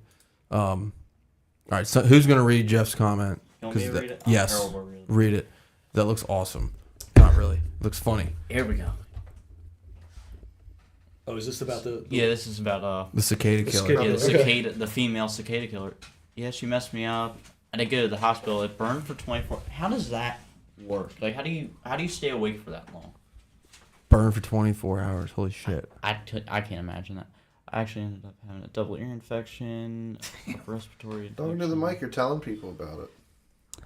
They ended up giving me steroid injections, and antibiotic as a shot to the little pain. What is that? What's that word? Toodle pain? What was the pain scale from 1 to 10? 10 being the worst, 1 being easy. I got stung by a yellow I mean, cicada killer, dude. I've seen things before. It's like that is like I still don't the know why one it's stung bee him. on the entire planet. I really don't want to get stung Apparently, by. there's one that's like way worse than that. The tarantula hawk. Okay. Yeah, I've seen that guy. Remember Well, you have that? the Remember that one tarantula dude like hawk, let but, it like- bite him Yes. on purpose? Yeah. He's like, "This is the worst thing." Coyote Peterson. Yeah, he's like, "It's the worst thing ever." Damn, he But, said dude, 10 for sure. They Wow. have. Damn. There's like a freaking super hornet in like China or some shit. Of course. China. But it's not like the tarantula hawk, dude. These bees are like 5 inches. Like they're like massive. Yeah, I it's know. like something you see on Jurassic Park or some shit.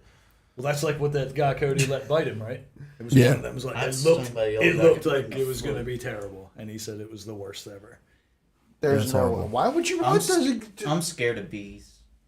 I don't blame you. Bees suck. You know, the funny thing is about in Germany, there are yellow jackets everywhere. So like, you know how like if you were to go to like a bakery and there'd be like a couple flies on the bread and stuff behind the counter. No. They're yellow jackets in Germany. Trying to get the beer. They everywhere. And the crazy thing of it is like everything in Germany is protected, so you can't kill them. You cannot kill them. It's $1,000 fine per bee you kill. Nuh-uh. I shit you not. How's that? So if Why I light don't a they fire- do stuff like that They here take their for hunting things that seriously. matter? I'm telling you right, dude. It was the You're hiding craziest from thing. Yellow jackets. We pulled up after like 30 hours of travel. Get We pulled up pain at the and bus suffering. to the barracks we were staying at, and literally right by the door in the like the wood trim of the building is a massive yellow jacket's nest. So the bus pulls up, and the bus is like idling. Right. So the bees start latching onto the bus because that frequency's pissing them off. And I'm looking out the window. I'm like, holy shit, dude! There ain't no way. I have to get out of Get your this. ski mask on. So I literally go over to like the headquarters building and I'm like, hey, we're here for the next 2 weeks.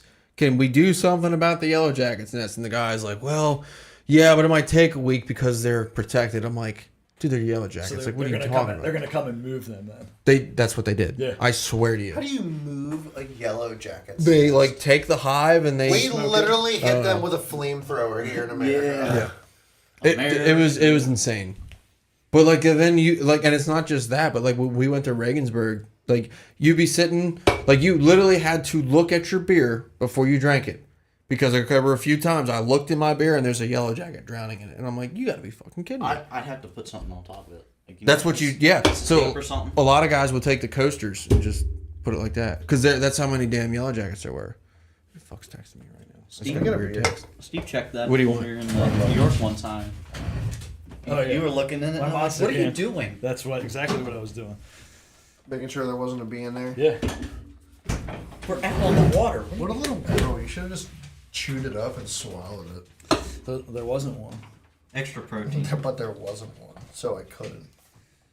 If I ate a bee, do you think it would taste like honey? No. No, it would taste like pain. Tony, how about like those houses that are out on them islands in like Thousand Islands? Oh, it's area? cool as hell, It's isn't it? crazy as shit, right? I'd never seen that before. Did you guys? We didn't see that castle that's down there. Did you guys did see go? one of them. Did you guys go to? Not that like big known one that people talk about, but you guys didn't No, go to no. the Canada or anything, fishing over in the Canadian waters. I mean, halfway across the river is Right. Canada, right? So Yeah. you get that, but no, right. we didn't go into Canada at all. Yeah, it is interesting over there how halfway across the river is Yeah. Canada versus like anywhere else. It's at the shoreline, like in the United States. Right.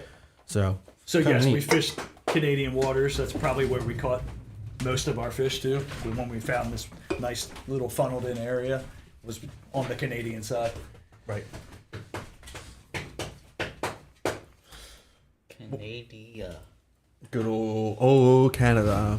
But so what do you think? So you have the kayak, right? Yeah. You think you're ever going to end up getting into a boat? I think so. Yeah, me.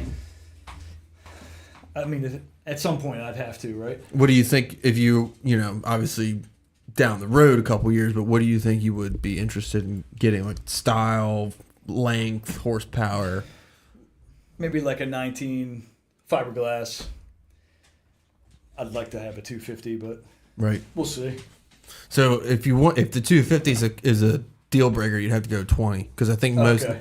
19s they usually cut off at the 200. Now there's a couple older ones, but they're old. I mean, like the late 90s Ranger 519 was like 19 and 3/4 feet or whatever. Net had a 225. I've always said an aluminum boat would be fine for me, but Chad's had, whatever issues he's had with the Ranger turned me off a little bit. Yeah. I like the Ranger. I like how the Ranger fishes, though. I don't really have an issue with it. It does fish good. Yeah. It's a good fishing boat. Yeah. There's So definitely I always thought that would be a good setup for me. there is something to be said about aluminum boats and like reliability issues, because it's not just him that's had issues. I mean, we know a guy who has a Vexus who fishes pretty locally all the time, and he's had issues with his boat. Yeah. Mr. Herb, who we all talk to, fishes Conowingo. He had an aluminum Ranger. He had issues. Ironically, it seems like the best built aluminum bass boats out there are trackers, which is, you wouldn't think, Right? Yeah. Like, I mean, you wouldn't think that, but I don't know of anybody. Express seems to be a decent Express, one. yeah, Express are very good. Even too. Andy will tell you Express has problems. We know a guy. Oh, that's right. I Andy remember. Hauser. Yeah. We know a guy who fishes Conowingo Where's who Andy? has Let's an tag issue him. with his Express. Should we tag Andy? So, yeah, that's Okay, kind of if you turned want. me off on the aluminum boats a little bit. And I don't know. Definitely something at some point. Andy Moore. Maybe when my kid's done with college. She's a He sophomore. says I have She's a one at sophomore, Blues. so. But have you had to get the freaking hull welded, Jim? Yeah, interesting. I mean, there's a couple some like more unknown aluminum boat brands out there. Like Avid is one that's pretty interesting to me. Like I would Yeah. like to. Low seems like a decent one. Low actually makes a really nice boat. I heard a Not story. cheap, No, I heard a story. Oh, that was fast. Andy's on. Andy's back. That's what's up. Andy's in the house. Andy, if you had to pick one aluminum boat, which one is it? One aluminum rig. He's gonna say Gator Tracks. Yeah, you're right. He's gonna Yeah, say that's on Gator the- Tracks. All right, You're other right. than It's Gator a- Tracks. Other than Gator Tracks, if you Right. had to pick one aluminum boat, All right. Yeah. I don't know. I mean, Gator Tracks is obviously we've already the been deal. over that the don't buy a Ranger, but it literally seems that like the prognosis is that Tracker, even though it basically is a Ranger. Basically. I think the Tracker actually has thicker aluminum than the Ranger. I think the Ranger is a thinner think it does, aluminum hull, but I could be wrong. I could very well be wrong. Wait, does Icon has an aluminum boat? If Icon has an aluminum boat, I've been living under I a do rock. think I do. Let's see. Right. I mean, the Vexus has an aluminum boat, but we know someone who's had a cracked hull with the Vexus aluminum boat. Like, it just seems like the aluminum I've boat only is like heard a of liability. 1 or 2 stories of that from Vexus, though. I'm sure there's been a lot more, though. They had a massive recall in like 2021, was it? I don't know. So, Andy. Well, go ahead. I was gonna. Angie said the new Ranger transom falls off. That's great. That's good Oh, news. I'm really happy to hear that. Honestly, I like what's the guy's name? Matt Downs. I like what he does with the Yeah, with the trick tins. It's awesome. I wouldn't mind something like that, honestly. Yeah, right. They're pretty sick. So Andy, for this bullet, I don't know if you what I was recall, going but to ask. I purchased a 250 XB. What should I expect with that thing? I know in one of your videos you said it's a pretty awesome motor. I'm just curious to are there any little quirks that I need to be aware of? I know you got to run 93 octane and all that good stuff, which I'm all for. But for what I've heard, they're fast as hell and they're bulletproof. And what year is your bullet? And it's a 21 foot. It's a 02 2110. But I was thinking about putting a 4-stroke on it, but then the XB came up and I'm like, for the price, I mean, Yeah. because it had the 225 EFI, so I'm like, why not just get the 250 XB for that price, sell the EFI and recoup some of that money? Right. But I basically heard that with the XB, you pass everything but a gas stock. They're pretty reliable. You shouldn't have any problems with it. But it will drink fuel. I mean, like, drink fuel. Like, some guys say you can actually watch the fuel gauge go Hell yeah. down. That's the comment of the night right there. And he said 1,000% awesome. Yeah, that's cool. Scott, smiles per gallon. All right, Smiles cool. per gallon. Yep. Scott always comes in carrying clutch with some 5 good gallon. information and some good content. Scott's a pretty knowledgeable guy as well. So Andy, I haven't been able to find good or Scott, I haven't been able to find good info on this. What is the difference between the XB and the Pro Max? Like I don't know the difference. Hit the door while the dogs are out. Yes, we beat the dogs. So what is the difference, right? Because I don't know. Like, Pull up a picture of that motor. I want to see what it looks it like. seems like I just don't know because I'm not a very smart Mercury guy. I've actually never really owned one until the Bullet, and I'm selling the 225. I've owned Evinrude most of my life. I know I can tell you anything about Evinrude, but I don't know the difference between the Pro Max, the XB, the 300X. Like, what's the difference? And maybe it's super technical, but it's like some guys say, "Oh, the XB is faster than the Pro Max," and some guys are like, "No, the Pro Max is way faster." It's like I need to see this. there's a 2.4, a 2.5, a Pro Max, and then blah blah blah. And that 2.5 is like a badass motor, right? Right. Like the people use it Yes. for race boats and stuff, Yeah. right? So the XB is similar to that? The 'Cause XB. that's what I was picturing in my head is that 2.5. So I don't know. I know it's a EFI. So it was around the same time as the 225 EFIs. It's a 250. I think it has a higher top end range, so it revs up. I think the rev limiter is 6,300, but it's recommended to run to 6,100 RPMs. Is that one there? Screaming. That's a 250. No, that's not it. No. I don't know what That's is. not it. That's not. I could find it. It's That's a. that Merc. That looks like a Merc 2.5. See, that's what I'm saying. I don't know the difference. Like it looks like that actually had a Pro Max cowling. 250 XB, but No, the 2. All right, so Greg said the 2.5 here's a Merc is a Pro. racing So what engine. do you think about Greg's comment though? Spending all the money to restore the boat, you should have just put a brand new 4-stroke on your Ranger. yeah, I mean, So if my Ranger was 20 foot or bigger, I would have done it. that's it. Especially with the VX hull, because those are some really nice hulls.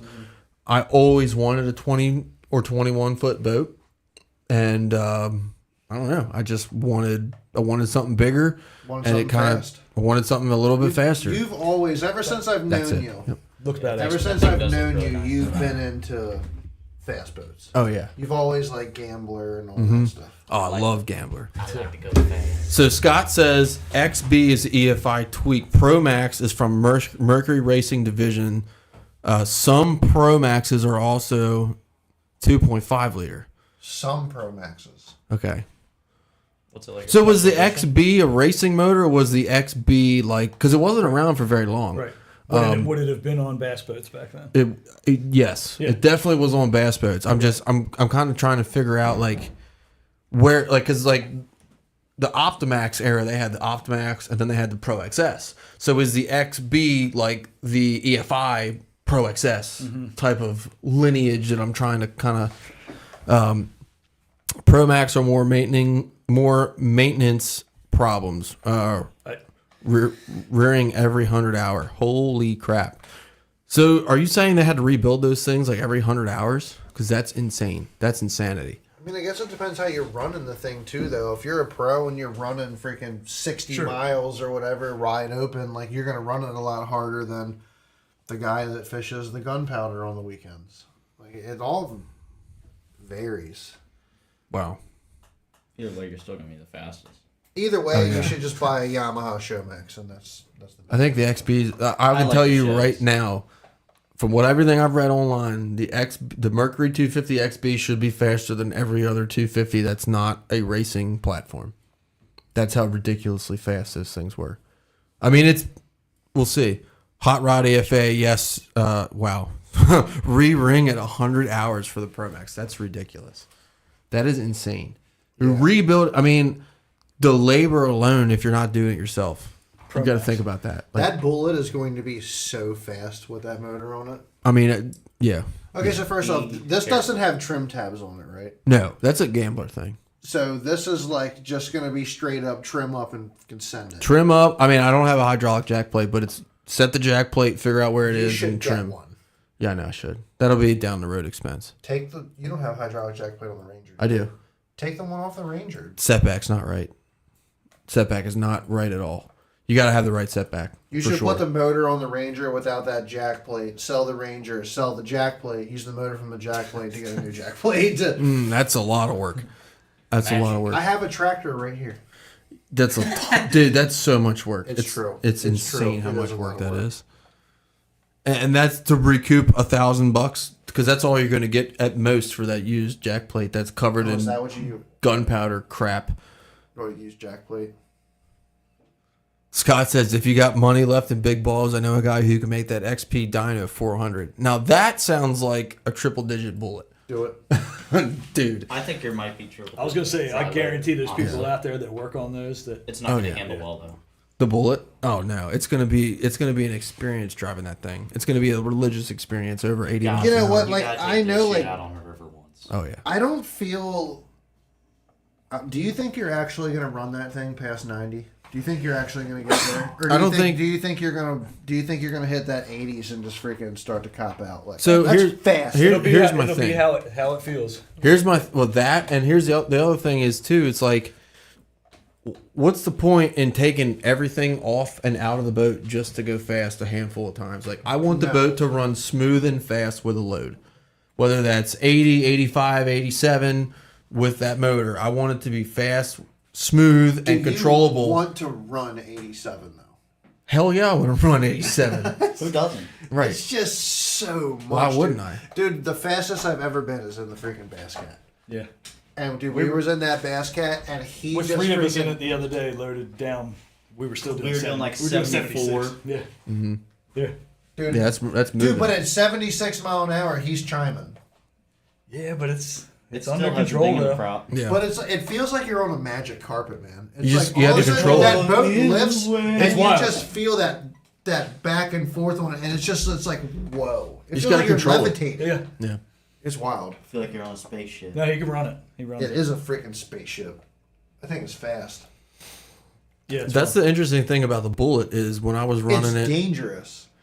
You Yeah. fall out of Sure. dude. You go out of that boat. You hook something on that boat. You're It's gonna if you're skip doing 5 60, times. 75, if you're doing 85 60, miles Right. an hour. same Dude, thing's gonna happen. you're just Your gonna go body's- skip it. It's gonna Your be a body lot worse becomes at a 90. skipping stone. Dude, when I was with the 225, I was running it. And keep in mind, the bullet's 21 feet 10 inches. I mean, that's a long boat. It's basically 22 foot. Yeah. And with the 225, I was running like 75, whatever. From 65 With to your hull flexing all the way down the from river. from Your 65 freaking transom. Right. Just, from 65 to Hang 70, on. it was squirrely.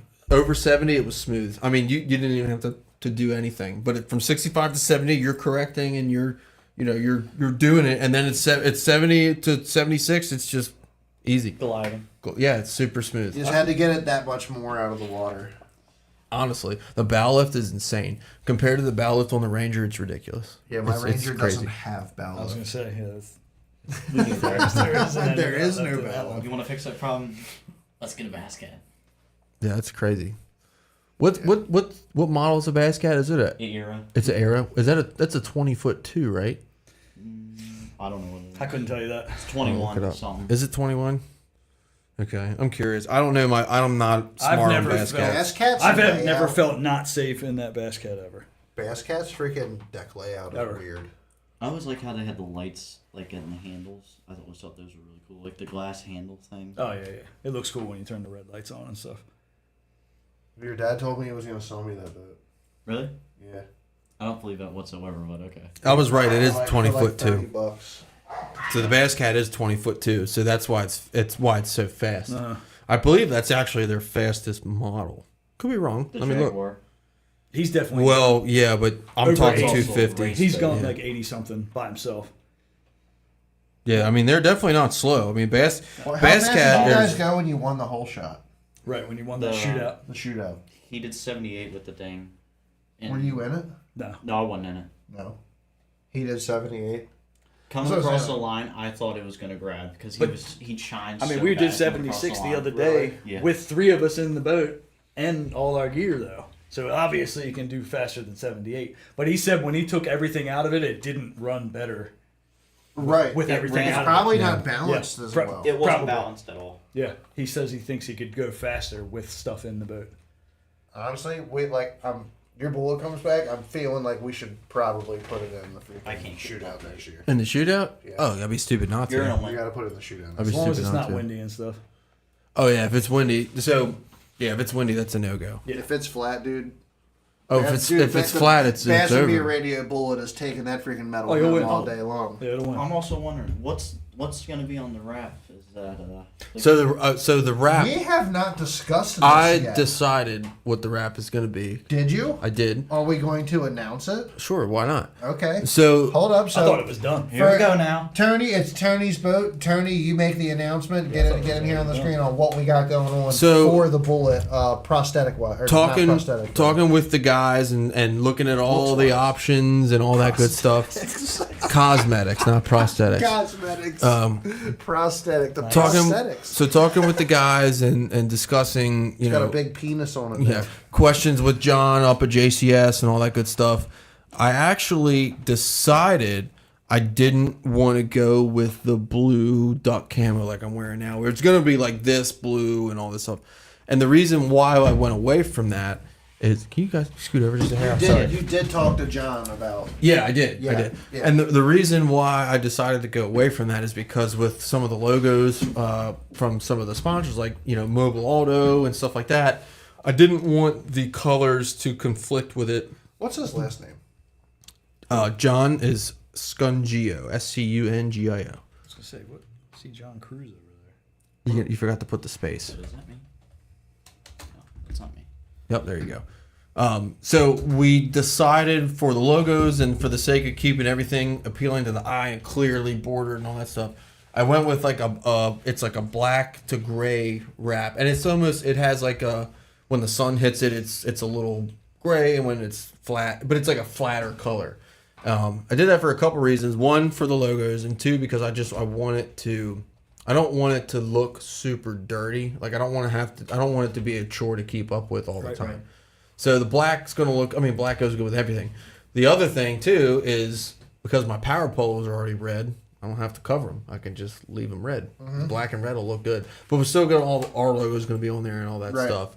So is it all going to be like black and gray, or is it going to have color in the logos? Oh, it'll have color in the logos. Yeah, the logos are going to be normal color and everything like that. What logos did you put on there? I would have to go back through the list, but I know our logo's on there. Ardent Reels is on there because did you pick like the different sizes of the logos and like where they? We're not at that point yet. So okay. I basically picked the wrap design and I told John what the logos I want to be or I want on there, but we haven't gotten to the point where what it's going to look like before he actually prints it and puts it on the boat. So. But yeah, so I was originally going to do, if we were just putting Bass and Beer Radio on there, I would have done the duck camo. But because I'm having the other logos like UMA that just popped up on the screen and stuff like that, I don't want to make that not look good because I want the wrap to look a certain way. You know what I mean? So that's kind of the reason we went that direction with it, but it's still going to look awesome. I can show you the exact design that I went with. I think it's going to look really, really, really good. And I'm like every day I'm like thinking about how ridiculously cool that boat's going to be. It's going to be sick. It's going to be real fast and laugh. You're going to have a freaking custom wrap on there, and it's going to be one of the fastest boats on the bay. You got to get the bass cat and the bullet side. You know what's wild is like even now you go out on your Ranger and you just know where Tony is. You see those big red flag from poles 10 back miles behind away. us. You're just like, up there's Tony over there. Yeah, I like those that. 10-foot Raptors on the back. So this is the wrap design I went with right there. Okay. It's That's gonna look really good. It's intricate enough to where it's like, oh, that's cool, but it's not too busy to where. And you'll see the logos that are on that wrap really are clear and they pop and it looks good. Stick. You're doing gray on it. It's the picture makes it look more gray, but it's really like a flat black. It's flat black, yeah. But then it has a grayish tint in direct sunlight. So okay. I mean, because the original gel coat for the boat was gray. So it's like it's not like a super complete change. Like it's not gonna match. Right. Yeah, I like that. So, and it's simple. You know what I mean? Like I don't need it to be so flashy that it's annoying either. So like that's gonna be a nice. Loud. I want to wrap the John boat. Riverboat Rob was talking about wrapping his boat. That would have been pretty neat. I feel like wrapping the John boat would be sick. I would do something ridiculous on that though. Honestly, that's like a deal for our boy Matt Downs with Trick Tins. Oh yeah. He would just paint the whole thing. He does wraps. Paint. That would be pretty sick. Yeah. That'd be pretty sick if you I did get that. John boat. I'm putting a whole bunch While of it's stickers down on there, it's like, hey man, just put aluminum deck in the front of it for me. He's not a big fan of doing the riveted boats though. That's the problem. Really? Was the all welds are better? He likes the all weld boats because you just have less leaks and whatnot. If you got to get down to the bottom of the hull to buck rivets or something like that, it can become a problem.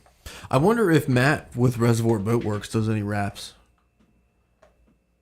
I would imagine. Did that? What an event that was. We That gotta was go the back and craziest talk to thing him, ever. man. We got to go see how he's doing. Yeah, that was a super cool event. Like I remember, enjoyed that. That was cool. dude, when I walked in that shop, I was like, "This is like a hidden gem." I mean, that what was it when he had And it's that? right there. Yeah, and he had that boat that had 3 live scope transducers and like 3 live scope It was transducers. insane. The live well had a temperature control. yeah, that's right. I forgot about that. The live Yeah. well actually had like somehow it, like the atomization and whatever this thing was. Like, I don't even know what you call it, but it just chilled the water somehow without having a refrigeration system. Matt is like In the live well. he's like a boat building mad scientist. That's the Also best way to describe it, and I mean that in the best way possible because Dude, it that was dude is really so cool. Like, smart. It was insane. He is so smart, and like every little detail was perfectly What was that accounted one's for name? everywhere. Trident or something. What's that? What was the one's name? Trident or something? Tried it. Yeah. One of Matt Down's boats. Oh one of yeah, Matt yeah. Down's boats. Yeah. We're talking about a guy that's right here on Rep 40. Oh, really? Like 5 minutes from here that does custom reservoir boat builds Yep, and stuff. Reservoir Yeah. Boat Works. Reservoir Boat Works. That was like a very cool experience. I'm really glad we made that happen too, because that guy was like, we were there for like 3 hours, just go, and then he had the He's got like the electric motors and all that stuff. All of it, dude. he He's also got had he had the all the Ray Marine stuff. He had the brand. Marine. He had that new pure watercraft. pure watercraft. Who I actually- batteries I that- think the has batteries since that gone propel out of the boat's business. Like 20 miles an hour on electric or whatever it is. I think Pure has actually went under, like recently, Oh yeah. like since we've been at Matt's shop. I mean, you're talking about like 50 G's for like a motor or something like that. I'm gonna That's ask. insane. I'm gonna look it up right For an now. electric motor. Holy shit! It's for the batteries and the motor and everything. Uh-huh. But supposedly, because who was it? Could do 20 miles an hour. Was it Vince? Vince put a pure watercraft on one of his boats. Vince Meyer? Craig Gordon has it. Craig Gordon. I thought Vince did one too. Vince might have, but I know Craig Gordon put one on there. I may have misspoke. I heard a rumor that Pure Watercraft went under, but I Contact don't Craig. know. I don't know, but I will tell you that. I mean, guys are running. I mean, Craig has videos on Loch Raven of him doing 25 miles an hour on Loch Raven, like planed With the out. little electric motor. Craig It's Gordon. not, It's a not a little. little It's electric motor. huge. Yeah. It's I saw huge. one. Yeah. that's It looks like an 150. outboard. They're so expensive though, but if all you're gonna do is like fish reservoirs, that's Right. the thing to have. Can we I- pull? I Can we would pull not up one blame of the videos?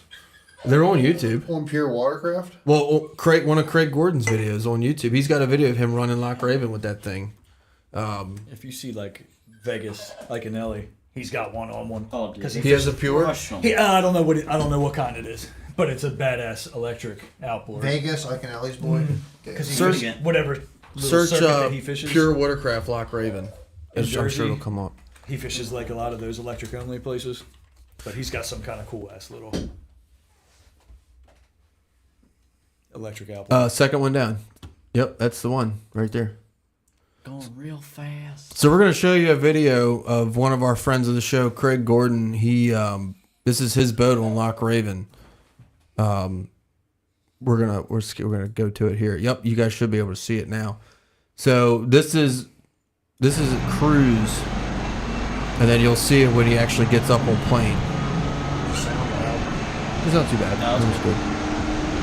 Moving good there. Right. That's way faster than the boat you Oh my can Than dude. the average boat. It ain't even Could close. you imagine getting passed by that thing? Dude, I can out paddle what the rental boats will do. So he's doing 15 miles an hour right now. So I think he's on plane at this point. Dude, 15 at the reservoir is life changing. Oh yeah. For 20. It's not a big place to get around there. I mean, especially for the reservoirs where you're talking about cutting down on fishing time, that is huge. That is And you huge. can get to areas that nobody else is getting to. Right. I mean, on a lake like know Liberty. I can't go far when I go there because I'm limited to how much time and battery power I have. So looks like he's topping out at like 21 miles an hour.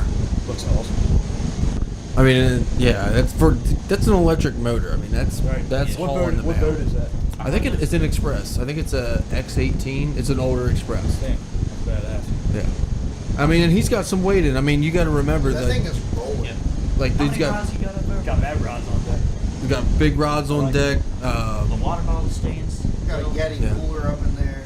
Right, graphs up front. I mean, there's some weight in that boat, but 20. All the batteries must be in the back. 21 with that. That's not Oh bad. yeah, it's got to be. Yeah. Because I saw one you can that's tell it's got 150. some bow lift. I mean, how fast is your John boat, Chad? About that? 20, 25, right? 25 to 27. So, not much faster. More like 23 to 25. Probably. Yeah. Probably pretty close. Pretty close. And he's probably got triple the amount of weight. I mean, that tells you how strong that motor is. Well, So. dude, those freaking e-motors have like 100% torque. Yeah. Instant too. So Scott says Vegas has a Torpedo. Going back to That's main it. camera. A Torpedo? Torpedo. Yeah. Yeah. That's it. I go for some Tostitos. His rig's much smaller than that though. It's a Oh, small. yeah. It's a small little boat that Vegas fishes on, but it's cool. I mean, he crushes it in that little boat. Kid's badass. Dude, there's Hey a guys, Matt like, Allen here. should be. Welcome back to Tactical Bass, Allen and go today Yeah. I've got a We're- bonus oh, video for you. We've We're got playing some Matt brand Allen on new YouTube. baits. Yeah, what- Tactical Headed out on the Bassin. water to What? go fishing. Matt Come Allen along. with Tactical Bassin, boys. Come Tactical on. Bassin is pretty awesome, though. I will Yeah, I say. love it. Where the hell did Matt Allen come from? Dude. That is the freaking fishing messiah. Hey now. The fishing Messiah. messiah. So I got a confession to make. Okay, video. I like Benjamin Nowak a little bit better. Excuse me? I like SB fishing. You like SB? I like SB because he's more local. Yeah. You ever watch Benjamin Nowak fishing? I don't know. I don't know. He's very comparable to Tactical Bassin, but it's not as high budget and stuff like that. But he actually turned me on to TFO rods, which I haven't tried yet, but I'm going to try them because he talks about them in his videos. I We'll figured just stick why with not? that Fury. I mean, dude. Gary Loomis has something to do with TFO, right? I think I'm so. pretty sure. So it's funny you say that because the Dobbins Fury, I was not very impressed with. I mean, it's not bad. It's definitely not bad. But What'd you get a were Fury for? impressed with? I'm sorry. What'd you say? What did you get a Fury for? Just to try it. Oh, okay. I Spinning rod? shaky head spinning rod. Yep. Yeah. And it's 7 foot medium. Your typical run of the mill spinning rod. So the reason I got it is because Chad bought me, not my buddy, Buckland, Right. bought me a Shimano Curado drop shot rod, and that thing is insanely Yeah. nice. It is so nice. The Corrado Problem- rod? Yes. Yeah. The problem is the warranties are absolute garbage. Yeah. So Yeah, when I Shimano's break warranties when aren't you great. when you break it, I you're love screwed. the Shimano rods. So And, when like their technology falls down like Mm-hmm. Are so they- like aren't an they, X like, an Loomis X Pride guys? and a I mean they own Loomis. Yeah. But so that technology Similar falls, warranty.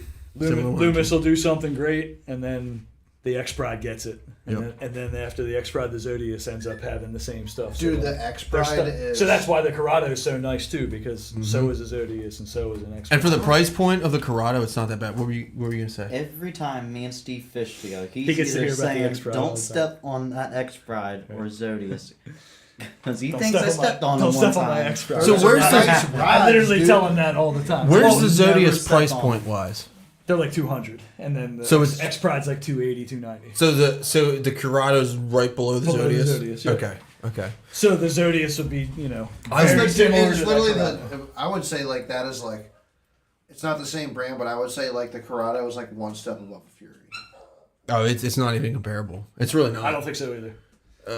And that's why I got the Fury was because I was like, I want to ride with that's close performance wise with a good warranty, and I haven't. I mean, I'm sure St. Croix is I going to be the freaking answer. love my Fury. Now, if you jumped up to Paul breaks St. Croix all the if time. you jumped though, up to a Dobbins champion, then you're in.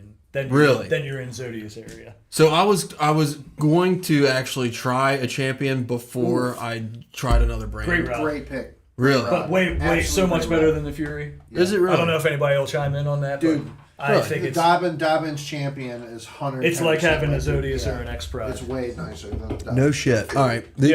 No, I don't dislike my Fury. Dude, the Don't get me wrong. Dobbins rods makes a very, very nice high-end rod when you get a, but they have their beginner series as well. They have their beginner series, and then they get into the more advanced rods, and their rods are very good.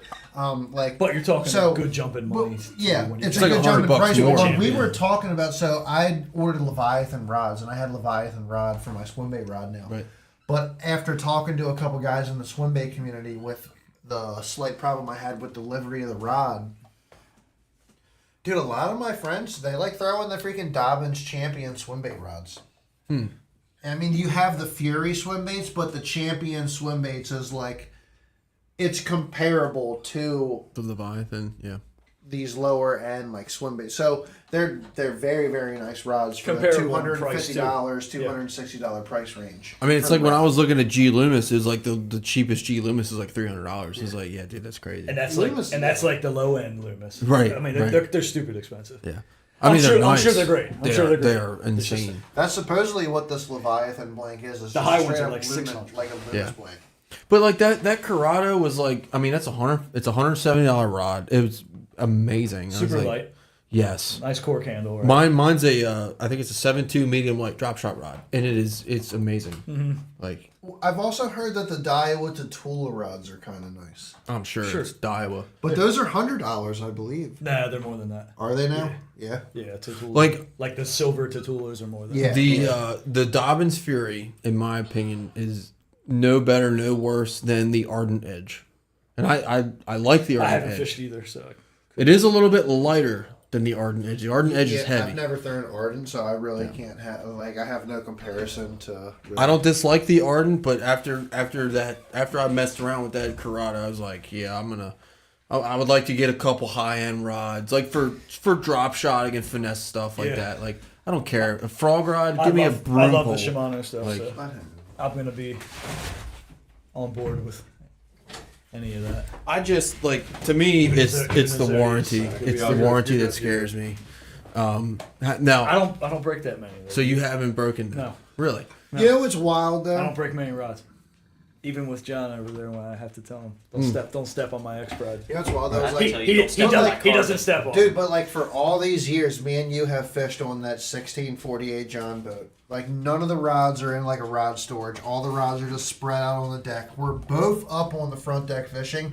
We've never broken a rod. and both of us have way too many with us every time. We have like Sometimes there's 20 Eight- rods. Sometimes eight to- there's yeah. 20 rods on the boat. 8 to 10 rods per guy. I've tried on to- a I've tried to, like- 1648 John boat. I tried to like bring less. His are Yeah. on the left side, mine are on the right side, and it's just like We've gotten pretty Well, good dude, at it, we but we've make it probably gotten work, lucky though, as like- well. I'm sure, but we're careful about what we do. Yeah. I think one of the reasons that like you know how like everybody kind of has that one person that they just like they can fish with and like they just kind of groove. Yeah. Not trying to make this weird or man. anything, but like that's me and you. Yeah. We can fish on that John boat. I know how you cast. You know how Yep. I cast. We kind of just we groove with each other. We gel. Yeah. It just works. So, and I feel like there's a lot of people that have That's that just partner that they from- fish with. Yeah. Yeah. That's just from being on the boat Yeah. and fishing a lot. Exactly. Well, what have me and you been fishing together now? I don't know. It's Been a been long time. 8, Probably. 9 years. I'd have to ask Tyler. Yeah. Yeah, literally. I was talking to him recently. Actually, he texted me today. I think me and Steve have been fishing together my whole life. Yeah. Yeah, even longer than that, for sure. Before I you were was in the born. womb. Yeah. Before you were born. Yes, I think I started fishing with John in like 2004. Wow. You know. But you weren't on the boat at that time. You weren't even alive at that time because my daughter was born in 04, so you were not even I was born in yet. So Tyler Hawthorne has a pretty good comment. Tyler Hawthorne with UMA Lords, who just had a really solid finish on Deep Creek, by the way, I caught a said nice fish the on one of Tyler's black crankbaits recently. hell yeah. Hell yeah, boy. So- Dude, That was cool. his cranks are so sick. I just love always the wanted a cranks. black square bill. Oh yeah. Chad got one. I tied it on. As soon as I saw that, I I was tied like, it on and caught "Steve one that with day. So he said SQT is going to a team format. That is, I think that's pretty cool. And I think they're doing it for reasons other than, hey, let's change it up. I think they're doing it for reasons of we can't get co-anglers. So it kind of makes sense. I like the team format myself. I do too. And you fish a lot different fishing Sure. team format than you do fishing, by yourself or in angler There's a lot of co-angler different format. ways you can go about doing it. Yep. I like it. Oh yeah, like me and Miles on Conowingo, like we fish different Right. together than we do practicing for sure. It's not as much pressure. I fish. I know I fish better within a team format because it's I like do as well. I need in my head. I'm like I need 2 bites all day. Yep. That's it. I don't need 5 bites. I need 2, and that doesn't change. Like if I know if my 2 bites. Traditionally, if I'm looking for 2 big bites, I'm throwing a jig. I'll throw it all day in a team tournament, right? Or you just hurry up and catch your 5, get 5 fish in the boat, and then you guys can do what And then you calm down do and what you're best at and Yep. catch a bigger one. Like one time me and Chad were fishing in one. I caught 3 fish and I'm like, dude, just throw that swim bait around. Throw that swim that's what you like doing anyway, throw that swim bait. And we called we called 2 fish We on called it? one with a swim bait that day. Yeah. And you caught 2, but we called called one and it with was it. a decent upgrade too. Yeah. So Yeah, team. I like team format, team tournaments a little bit more. So I guess Tyler, my follow up question to that is, I'm assuming you get to pick your team, right? Or you get to pick your so. partner. I mean, that would I make hope no so. sense. but yeah, I would think so. I couldn't imagine it being a random draw and you No. don't, Draw a random guy from Texas or something. yeah. The SQTs are fun. I would love to fish them. Or a little short guy maybe. You're right.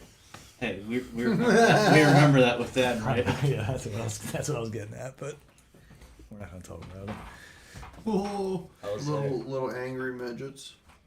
That guy was. Don't mean to offend nobody. Nope. Yeah, no, team format I think is great. Yeah, I think it's the way to go, and I also think it's better for the conservation aspect. So Tyler says, "Yep, same partner for the 4 SQTs championship." Then it's a random draw for the championship. So it's a random draw team tournament for the championship, or is it random draw angler co-angler for the championship? I would feel a certain way about that. Right. If I'm fishing for that I got here with. exactly. Yeah. So I hope that it is like that. I hope we're just not. Tyler says top team in the points at the end of the year gets an automatic bid to the Bass Nation National Championship. That's cool. So is the National Championship a team format or is it angler co-angler? Yeah, because I got here with this guy. Right, That's so- that's who I want to fish that with. How like at what level does the team aspect stop? Because from my understanding, the Bass Nation Championship is still angler co-angler. But I could be wrong. I could be very wrong. I'm interested because I remember they floated that a couple months ago. We were talking about it on the show. Was Bass Nation potentially going to a team format? And everyone, we had a very lengthy discussion about it. I think it would be good. I mean, I personally, like I said, I think it's better. I mean, it also doesn't. If you're fishing together, you're probably. We've all heard of it. I'm not saying it's bad in Bass Nation, but it's like co-anglers can get screwed, right? And it's not going to happen in a team tournament. You know what I mean? Yeah, because you're working. Co-anglers get screwed. Especially now with the live. live I scope. think that's part to do with it too. live scope, I wonder if that's they do part get to do with it. Is that there's a lot of that going on, so it's more beneficial to have They team don't want. tournaments. They don't want to fish it. The co-anglers aren't signing up because they're like, So I I'm didn't. just gonna sit back here while you. So I didn't know this, but in like the BFLs, the co-anglers are obviously hurting the BFLs. Like they're not getting co-anglers. One of the things that I've heard is happening. Oh wait, hold on. Before I get to that, Tyler said, "Yep, team format national championship for the team trail." Okay, interesting. SQT championship is random draw co-angler boater. Okay, I got it. So you can get all the way there with your team, and then the championship is random draw. I get that, but it's championship random draw co-angler boater. So in the championship, it's back to the angler co-angler format instead of the team. I think that's better than random draw team, though. Mm-hmm. I guess maybe trying to boost participation. Yeah, I totally get it. So there's the thing that they do now in the BFLs. It's called a boater on boater draw. and it is the most horrendous thing you've ever heard of in your life, right? So let's say me and Chad register for a BFL, and we don't. If there's not enough co-anglers, you got to have 2 guys in the boat. So they have boater on, boater draw. So let's say we're fishing in my boat on the Potomac. I get the front of the boat until noon, and then you're on the front of my boat the rest of the day. Like, that's bonkers, dude. I'm not doing it. Like, absolutely not. And I don't even have that nice of a boat. That's kind of like that. Like, there's a TV show where they do that. Like, what if the guy walks up Where on there's the a rack? Where there's a being guy honest fishing on it. against another guy on the back of the boat, and then at a certain time, the dude from the back of the boat jumps up on the. He takes over. He just takes over completely. And normally they just start the boat up and go somewhere else and fish somewhere else. that's pretty much It's on what TV. it is. It's on TV. I don't know I can't remember what it's called. Match fishing or. Well, that's pretty much what it is. And, Uh-huh. and it's, guys hate it. I mean, I would I understand would that. hate it. Right? Like, it raises a lot of questions. It's like, It if sucks I, on TV. if I have a brand new Icon $150,000 boat, I'm sorry. Right. If I don't know you and we're not Right. cool, We're not jumping in. like, you're not running the trolling motor, bro. Like, sorry. For a tournament where you can win $1,500, like, no, I absolutely mean, dude, not. money or aside, doing or anything, 70 mile an hour. just go anywhere and drag that thing across the freaking surface or run it across a log or something. Like, nah, man. Now, I'd be very selective on who runs. What I don't $150,000 know, boat. what I don't know is for the boater on boater draw is if you actually run the boat. I think it's just the trolling motor. Okay. But the premise is supposed to be that in that time where they switch, that guy on the front of the boat is basically saying, "Here's where we're going," and that's where you're supposed to go. And I'm like, dude, no way. Like, absolutely not. Well, apparently a lot of these guys want their way to be paid on the people's boats now. I heard something about that too. I saw the post when I was away. Yeah. So elaborate on that a little bit. So The boater pays for the co-angler. the co-anglers, he needs a co-angler yes, to the fish. boater has to have the co-angler Which is to great. fish. That's To avoid the boater on boater draw. Yeah. To avoid the boater on boater draw, so now the co-anglers are asking the boaters to pay their way because, and why wouldn't you if you're just going to sit there on the back of somebody's boat while they're freaking staring at a freaking 12-inch screen on forward-facing sonar, and you have nothing to cast at. Okay. So, like, in one way, I see why they're doing it. You have supply and demand of co-anglers now. It's not going to work out. But No. no, it's not. But at the same time, it's like if you're a co-angler, you pay all this money to go on there, and then some dude backboats you while he's freaking forward-facing sonar. Yeah. Crushing them out front. So a lot of guys. There's a really good video. It's not old, but it's not new either. Of Brian Latimer talking about getting into bass fishing. Dude, we got to message Brian Latimer. I know, and see that if would he'll be come on the sick. show. He would probably come on. I bet you he would. But there's a really good video of him talking, and he's like, if you really want to learn and do whatever, he's like, be a co-angler, fish BFLs. He's like, for the co-angler, it's like a couple I'm gonna tag $100. Brian Latimer. That's bold. I love it. It's bold. Hey, go for it. But yeah, one of his videos. It was after he won Seminole a couple years ago on. I think it wasn't Bass. It might have been whatever trail it was. I guess it was MLF. I just like the guy's attitude, and he races dirt bikes. Oh yeah, super cool guy. But he was one of his videos. He was like, you have to start fishing BFLs as a co-angler, and now here we are, where it's like, me personally as a boater, right? I don't want to fish as a co-angler in a BFL because unless we're on the Potomac or the Bay, I'm getting scoped all day. Yeah. Like, I know it's going to happen. Yeah. There were in the Open a couple years ago. There were guys in my old club that were just absolutely shit on by their boaters, and it was like a terrible experience. So, I mean, it happens. I mean, we've heard from local intel from people around here. Like, I mean, I think, the one fellow that we know that Kevin was talking to says he's not even interested in fishing it anymore because of the forward-facing sonar. The one fellow that Kevin was talking to. Duarte. Were you in Africa for that too? I'm totally sidelined by what you're talking about right now. So it's like he just saying that He fished as a co-angler, right? he fishes as a And co-angler. this year was terrible for him. And essentially, He just this hated year it. was terrible for him because of the forward-facing sonar. Yeah, makes sense. Right. So without like he says he didn't even know if he was gonna fish it again As a without- co. Yeah. Yeah. Because and like why would you? Don't blame him. But then you right, and it makes sense. And then the question comes down to, if I want to keep fishing the series, am I willing to incur the cost of taking my boat everywhere I go, right? Yep, right. Because it's not just gas; it's the bullshit that's going to happen, right? Dude. You're going to blow a It's a tire. lot. You're gonna hit something on Lake Cayuga, and you're going to fuck up your lower unit. What if him and his brother fish together? Oh my god. Yeah, but you can't. I know, but I'm just saying it's like that's like the dynamic duo. Yes. It would be like Just They'd be both thankful. sitting on the front. Just be thankful one of them lives in another state. Right. Well, I mean, yes. yeah, but Yeah, John is a But they're both of those guys put in ridiculous amounts of time and just know how to fish. So it's not like, I always bugs. Yeah, he probably doesn't need to do the co-angler thing again. No. And now he knows that. He's probably like, okay, I didn't need to do Yeah. that. Well, when it first came out, it was But like he did it because, like you were saying, that's what you're told Right. to do it this way. This Oh, is if the, I could this go- is the way to do this. if I could go back and do Your it dad again, did it also. He fished as a co-angler for a little bit, and then he. if I could go back and do it again, I would have that's what definitely a lot of people started do. as a co-angler. They freaking fish as co-anglers, and then Yeah. as soon as they like start to figure some shit out, they go get a boat. That's what you should do. You should fish the SQTs as a I don't have, co-angler. I have no interest. Why? I just don't care for Swing around tournament the world. fishing. It's not even about that. It's like the amount of shit you'll learn. Just like my first year in Team Outcast, when I was in Team I don't Outcast, feel like putting time into it.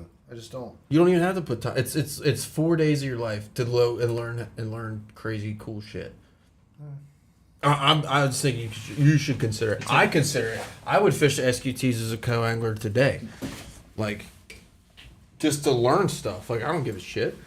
I'm not competing in any points trail other than Conowingo as a boater, and even then I'm on Miles's boat. I'm at the point in my life where selling that bass boat and a Rookie year. C10 square body sounds like a good trade. What, for the Ranger? Yeah. I mean, I'd you agree. could pull the I'd Ranger agree. with a C10 square body. Little square body Chevy what about, action. What about the 5.9? Had one. It got ruined. We R.I.P. could always get another one. I just feel like a square body Chevy with like a nut. 100%. They're just badass. Yeah. I would love to have one. I tell you what, If I was gonna- I know somebody's got a if I was laser gonna- that he yeah. would sell today. Really? Yeah, If I was gonna get does it rid have of a the good motor in Ranger, it?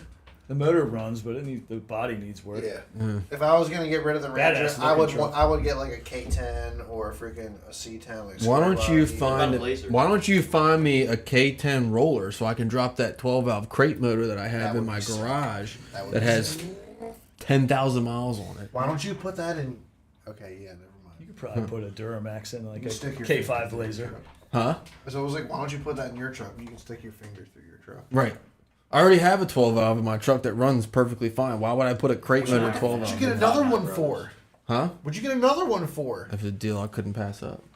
He's just got an engine and a crate sitting. I didn't tell you that. I literally have a crate motor 12 I'm pretty valve. sure you did, but that was like a year and a half ago, Save it wasn't for it? me. Save it for me in like 3 years. I literally Brand have, new. Yes, it's brand new. It actually Dude. came out of a Ford. P pump it. Came out of a Ford F700, an old Wait, what record. is it? It came out of a It's not a Ford. 5.9 Cummins. It's a 12 valve. It's a 12 valve Cummins. It's a 5.9. Yes, it's got 10,000 miles on it. Dude, you should P pump it. It's a 12 valve. It is P pumped. All 12 valves are P pumped. 20. So the whole P pump thing, that was guys were doing that to 24 valves because the VP44 pump was a piece of Yeah, shit. the VP44 is a piece of shit. Right. But people do more stuff to freaking 12 valves to deliver more fuel. Yeah. So you either take out your fuel plate, which is not recommended because you can get a runaway. You put a zero fuel plate in it, advance the timing, and basically gut your AFC housing, and it becomes a hot rod. Or what I would do, if I was going to turn the truck up today, I would buy two things. I would buy a gauge set. Any combination of gauges, it doesn't matter as long as you have EGTs. Well, you had gauges in your truck, right?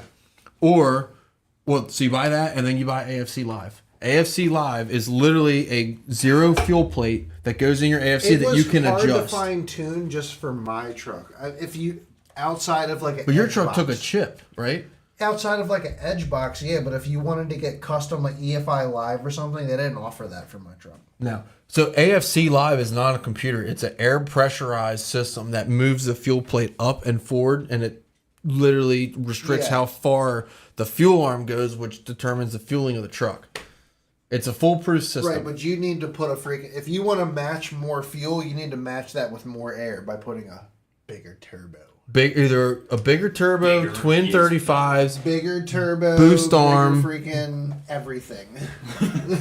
But even so, I mean, like if I spent $2,500 on turning that truck into a monster, I could get so much more for that $2,500 on that truck. $2,500 would put a pretty nice turbo in that truck. $2,500 would put a twin turbo setup with this twin stocks. With what? Yeah, freaking used turbos with 50,000. no, 80,000 I would just miles put a on them. second. I would run a compound setup with two of the same turbo that's on it now. Run What twin is stock 35s. on them things? What, like a... It's an HX35 whole set. It's a 35 millimeter turbo? Yep. So They're tiny. So small. So usually the guys that run twins run a small one in the front and then a big one in the rear to I spool swear up to the God, big dude, one. freaking a 4-cylinder Hondas run bigger turbos than that. His little VTEC in his house. So if you Yours is spend, a turbo VTEC, is it? My car's not. but the I built a HX30, the turbo. Yeah, HX35, Wait for dude, Christmas. you can bury 30 psi in Is that that thing car and in not your blow it garage up. turboed? Like, No, I got rid of that car. Oh, really? Yeah. But yeah, that was a turbo car at one time. Was it fast? It had a waited to 35 sell me. millimeter. Was it fast? It was fast. Yeah. I'd like Real a turbo in fans. RX8. That would be ridiculous. 11,000 RPMs with a turbo, build like 40 psi, just make noise, backfire the whole time. Anyways, do you guys have anything more you want to add to tonight's conversation, or Let me tell you this. Here, let's start an argument. I would rather not spend the $2,500 on my truck. I would rather spend $6,000 on a 6.4, knowing I'm going to blow it up. No. Blow up the motor and then put the 12 valve that I have in my garage in the 6.4 body and have a badass Fummins. no? Yes. You say Fummins? Yes. That's what they're called. If Fummins. you're gonna do a Fummins, you need to swap that 12 valve into a freaking square body Ford. What, another rusted ass out truck? I already have one. Find a good one. Whoa. I think a 6.4 second gen Them 6.4s body. are freaking junk. But the They are. body's They awesome. are. Amen. The Okay, body I looks gotta great. give you this. If you put a 12 valve in a 6.4 body, it'd be the only one in the country because no one Exactly. else is doing it. Right. So I just buy the 6.4, blow it up in a week, which is going to happen anyway, and then drop the 12 valve in it. Let's put some stacks on the 5.9. I had stacks on it. It was horrible. No, don't do stacks. It sounded really good, but it You blew smoke and soot do a everywhere. 5-inch turbo back straight pipe, That's what I got. and then you put a tip on it. And I would only I do don't a have a tip. I would only do a 6-inch tip. Then you At put some that point, the downpipes on 5-inch turbo back, you don't even need it at that point. Yeah, I don't have a tip on mine. I never. I 12 mean, valve? I don't have a tip on it. You have 3-inch exhaust on that. It's 5. 6.9, I redid it. 5.9. Redid the whole What? thing. Yeah, Wait, hang it's on. 5. So it is. The wheel. From the turbo back, you have 5-inch pipe. Straight pipe Now, let's all go the way. back. It might be 4. Might be 4. It's, It's not 3 3. and a half. I'm telling you, It's. I don't think it is. it's 3 and a half. I don't It's think so. 3.5. I think it's at least a 4. It's 3 and a half. I don't remember. If you replaced it with stock, it's 3 and a half. I didn't replace it with stock. It's a new show. This ain't I gotta Gas replace Beer it with no more. stock. This is truck and beer gas.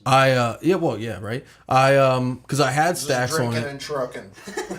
The stacks didn't last long because I would get soot marks all over the boat, and I was Yeah. like, "This is terrible. I'm not doing bad. this." Oh. So I I mean, dude, just but replaced even the system.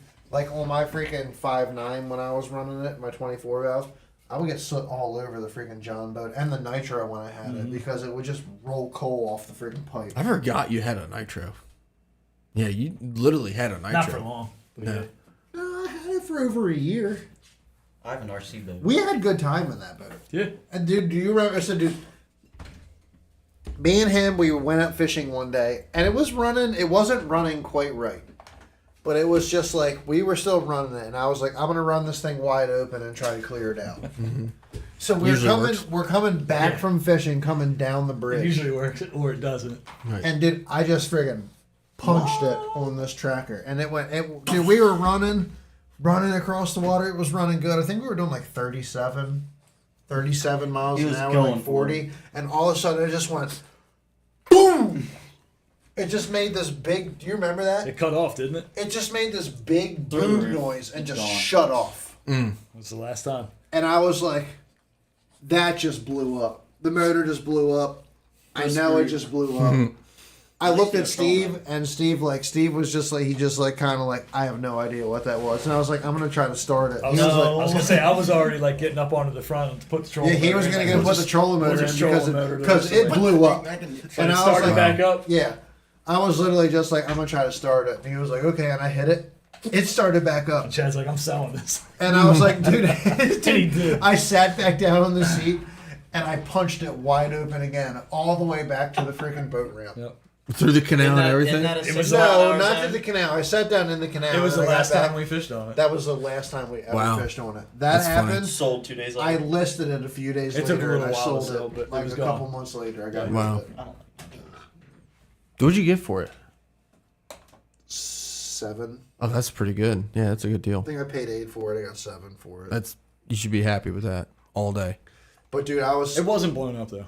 I don't know what happened that day. I have no idea what happened with it, but we had multiple things like weird that happened with that thing, and I was just like, dude, I'm getting rid of this thing that's before just- it blows up, and then I'm gonna freaking take a huge loss on this boat because I have a freaking blown motor on it, and I'm not putting another motor on this boat. However, I'm not gonna lie, I liked the haul on that nitro. That A lot better than the 17.5 Ranger. nitro freaking runs. It does. It runs better than my Ranger. That 17.5 ran a lot nicer than the Ranger. It was just slow. It was slower. Yeah. But it was rated for had like a a 90 on it, 125. It had a 90 on it. It was rated for a 125. If you would So have it put could a get up one, and go. yeah, if you would have put a 125 on that, I bet you that thing would have freaking flew. Probably. It probably could have hit It 50. probably would have done 50 miles an hour. If I had to pick a small... And it has more storage. It had more storage than the Ranger did. Really? It did. Remember that big front compartment that it had? Just everything right there in the front? And then all the rods and shit? Mm-hmm. It had so much storage in it. It was. I never fished out of it, I don't think. It ran. I think it handled water better than the Ranger does. It's not as fast because it only had a 90 on it. But if you would put a 125 or a 150 on it, dude, that thing would fly. The 90 horse, I think we were doing like 37 miles an hour. Yeah. I'm doing like 25 in my John boat with a 30 on it. 15-foot It was doing like 37 on that. 60 mile an hour. But if you put a 125 on it, dude, Two that thing was people. flying. Live wells full and everything. But you know what's gonna fly? That freaking bullet when it comes back. Oh, it's going to be ridiculous. I'm like, I think I have dreams at night sometimes because I know it's coming back, and I know that it's like we can't do Bass and Beer and not shoot a video of the bullet. So I know that I'm going to have to ride in the bullet, but I'm really scared of the bullet. I'd be scared of that boat. I am scared of the freaking boat, but I have to get into it. I have to. I'd get in it, but I didn't. It's Bass and Beer Radio. What am I not going to take a video of us trying to kill ourselves at 90 miles an hour? I have It's going to. to Take be a pretty video neat being take a able to video get from to the Basket. flats in 15 minutes. I'm going to have to hold my entire body into the freaking boat. You're gonna have to weld, like you're gonna have to get a metal thing to Gonna have attach to yourself weld. to and just I'm weld going it to have the to seat. weld my ball sack down to the boat so that I don't fly out. I found old Paul Dina's boat up in Oneida. That's an old champion, isn't it? Yeah, That's pretty cool. I took a picture of it and sent it to him. Oh, when we were on Oneida. Yeah, It's a good looking champion. I didn't know if it was Paul's boat or not. I just sent it to him. Champion makes a pretty good boat. Yeah, I like we were going champion. 35 top end in my own. What kind of boat do you have, Tyler? With what motor? 35 top end. Everybody, take a guess. 3, 2, 1. It was 35 to 37 is what we were normally I doing. think so. Yeah. Oh, that's right. It is a G3 aluminum. Oh, yeah, the G3, yep. If I Yep. get a G3, I'm gonna put a J4 on the side of it. J4. The John boat. JOHN. See, but Right. you're talking aluminum to fiberglass. Which, so if you're running 35, that's pretty good because mine was fiberglass and I was only getting like 37. So, you know what I mean? Yeah, it's Like, not bad. honestly, that G3 was freaking hauling the mail. Wow. But yeah, man, this was a great episode of Bass and Beer Radio. Absolutely. Absolutely, yeah, man, it was fun. I'm glad that glad you guys were able to join us, Little John and Steve. It's always good to have you guys on and talking shit and just BSing with everybody. It was fun. We got to talk about a lot. I'm glad to be home and tell you that. I was glad Tony was back. I'm ready to get back to I wanted normal, some more dude. Trump. I wanted some more Trump impressions, but The Bullet is going to be the fastest boat we have ever seen. Bass Cat, not even comparable. Ranger, give me a break. It's not even going to be close. It's so fast, Joe Biden won't even be able to think about it. Oh, remember that? If that chair breaks out from underneath of you again, I'm gonna die. Oh my God, that was Not ridiculous. next I have longed to try to find Come on, what back up. episode that was, to try That to was find funny. the video of that. Did you guys see that? I don't See know. what? I don't Dude, think so like back in the day when we started bassing, it was probably 2 years ago. It was a long time ago. It was 2 years ago now, dude. Tony is sitting in just about that same exact position. And we're sitting here talking. And he goes to like adjust the chair. And he puts his weight back on it. And the whole chair like breaks in half. It was like the Mrs. And dude, like Doubtfire. he just eats shit and just goes down to the floor right on camera. And it was the funniest thing. I think let's that has reenact ever happened. What's that? I Let's can't reenact find it. it. I'm Oh, sure yeah, somebody right. could find that. I It's can't gotta be find in it. the Rob has Yeah, Rob has like a clip of it somewhere. Yeah, it's not clear at all though. Like if No. you could What? find the actual video, it would be so much more. I bet I fun. Has heard Paul the been video. chiming It was the in one at all that today? Is Steve Paul not probably in? told you guys when you guys left the thing on and you went out into the Oh yeah, that was other funny. room. I don't think it was that one. It Oh, that's might not have- when. That's not when he fell out of the chair. Were you there? No. I wasn't there. No, I was listening the That time. was like the I was first one listening your the dad time that gave he me, forgot to wasn't turn it? the feed off, and I could hear you guys out in Yeah. the kitchen. That's I'm funny. texting Chad like, "Hey, dude, turn it off. Right. Turn it off. hear Everything you're what you're talking saying. about, I can hear you still." hear you talking about Paul. No, We're Paul probably was there. talking Paul was smack. there. Yeah, we were with Paul. Yeah, Paul was I there. remember I heard Paul No, they were- scream across the. I don't It was, remember who it was on Was that Rob's Mariner. partner's name? I don't remember what he said. I think he was It there. You were there. I saw Gibbons? you up there. All right. Was but, this on the water? Hey, No, we're he out. was- We're he was out up for in the parking night, lot. I was out on everybody. the water across, sitting in the shade Uh huh. during Thursday night. I don't remember what he said, but I laughed for like 10 minutes. We were probably fucking with each other like Yeah, we always probably. do. Right, not right, Chloe? Chloe the bear? Good to go. All right, man. Checking out. We're out, y'all. Great episode. Thanks for joining. Peace. Peace.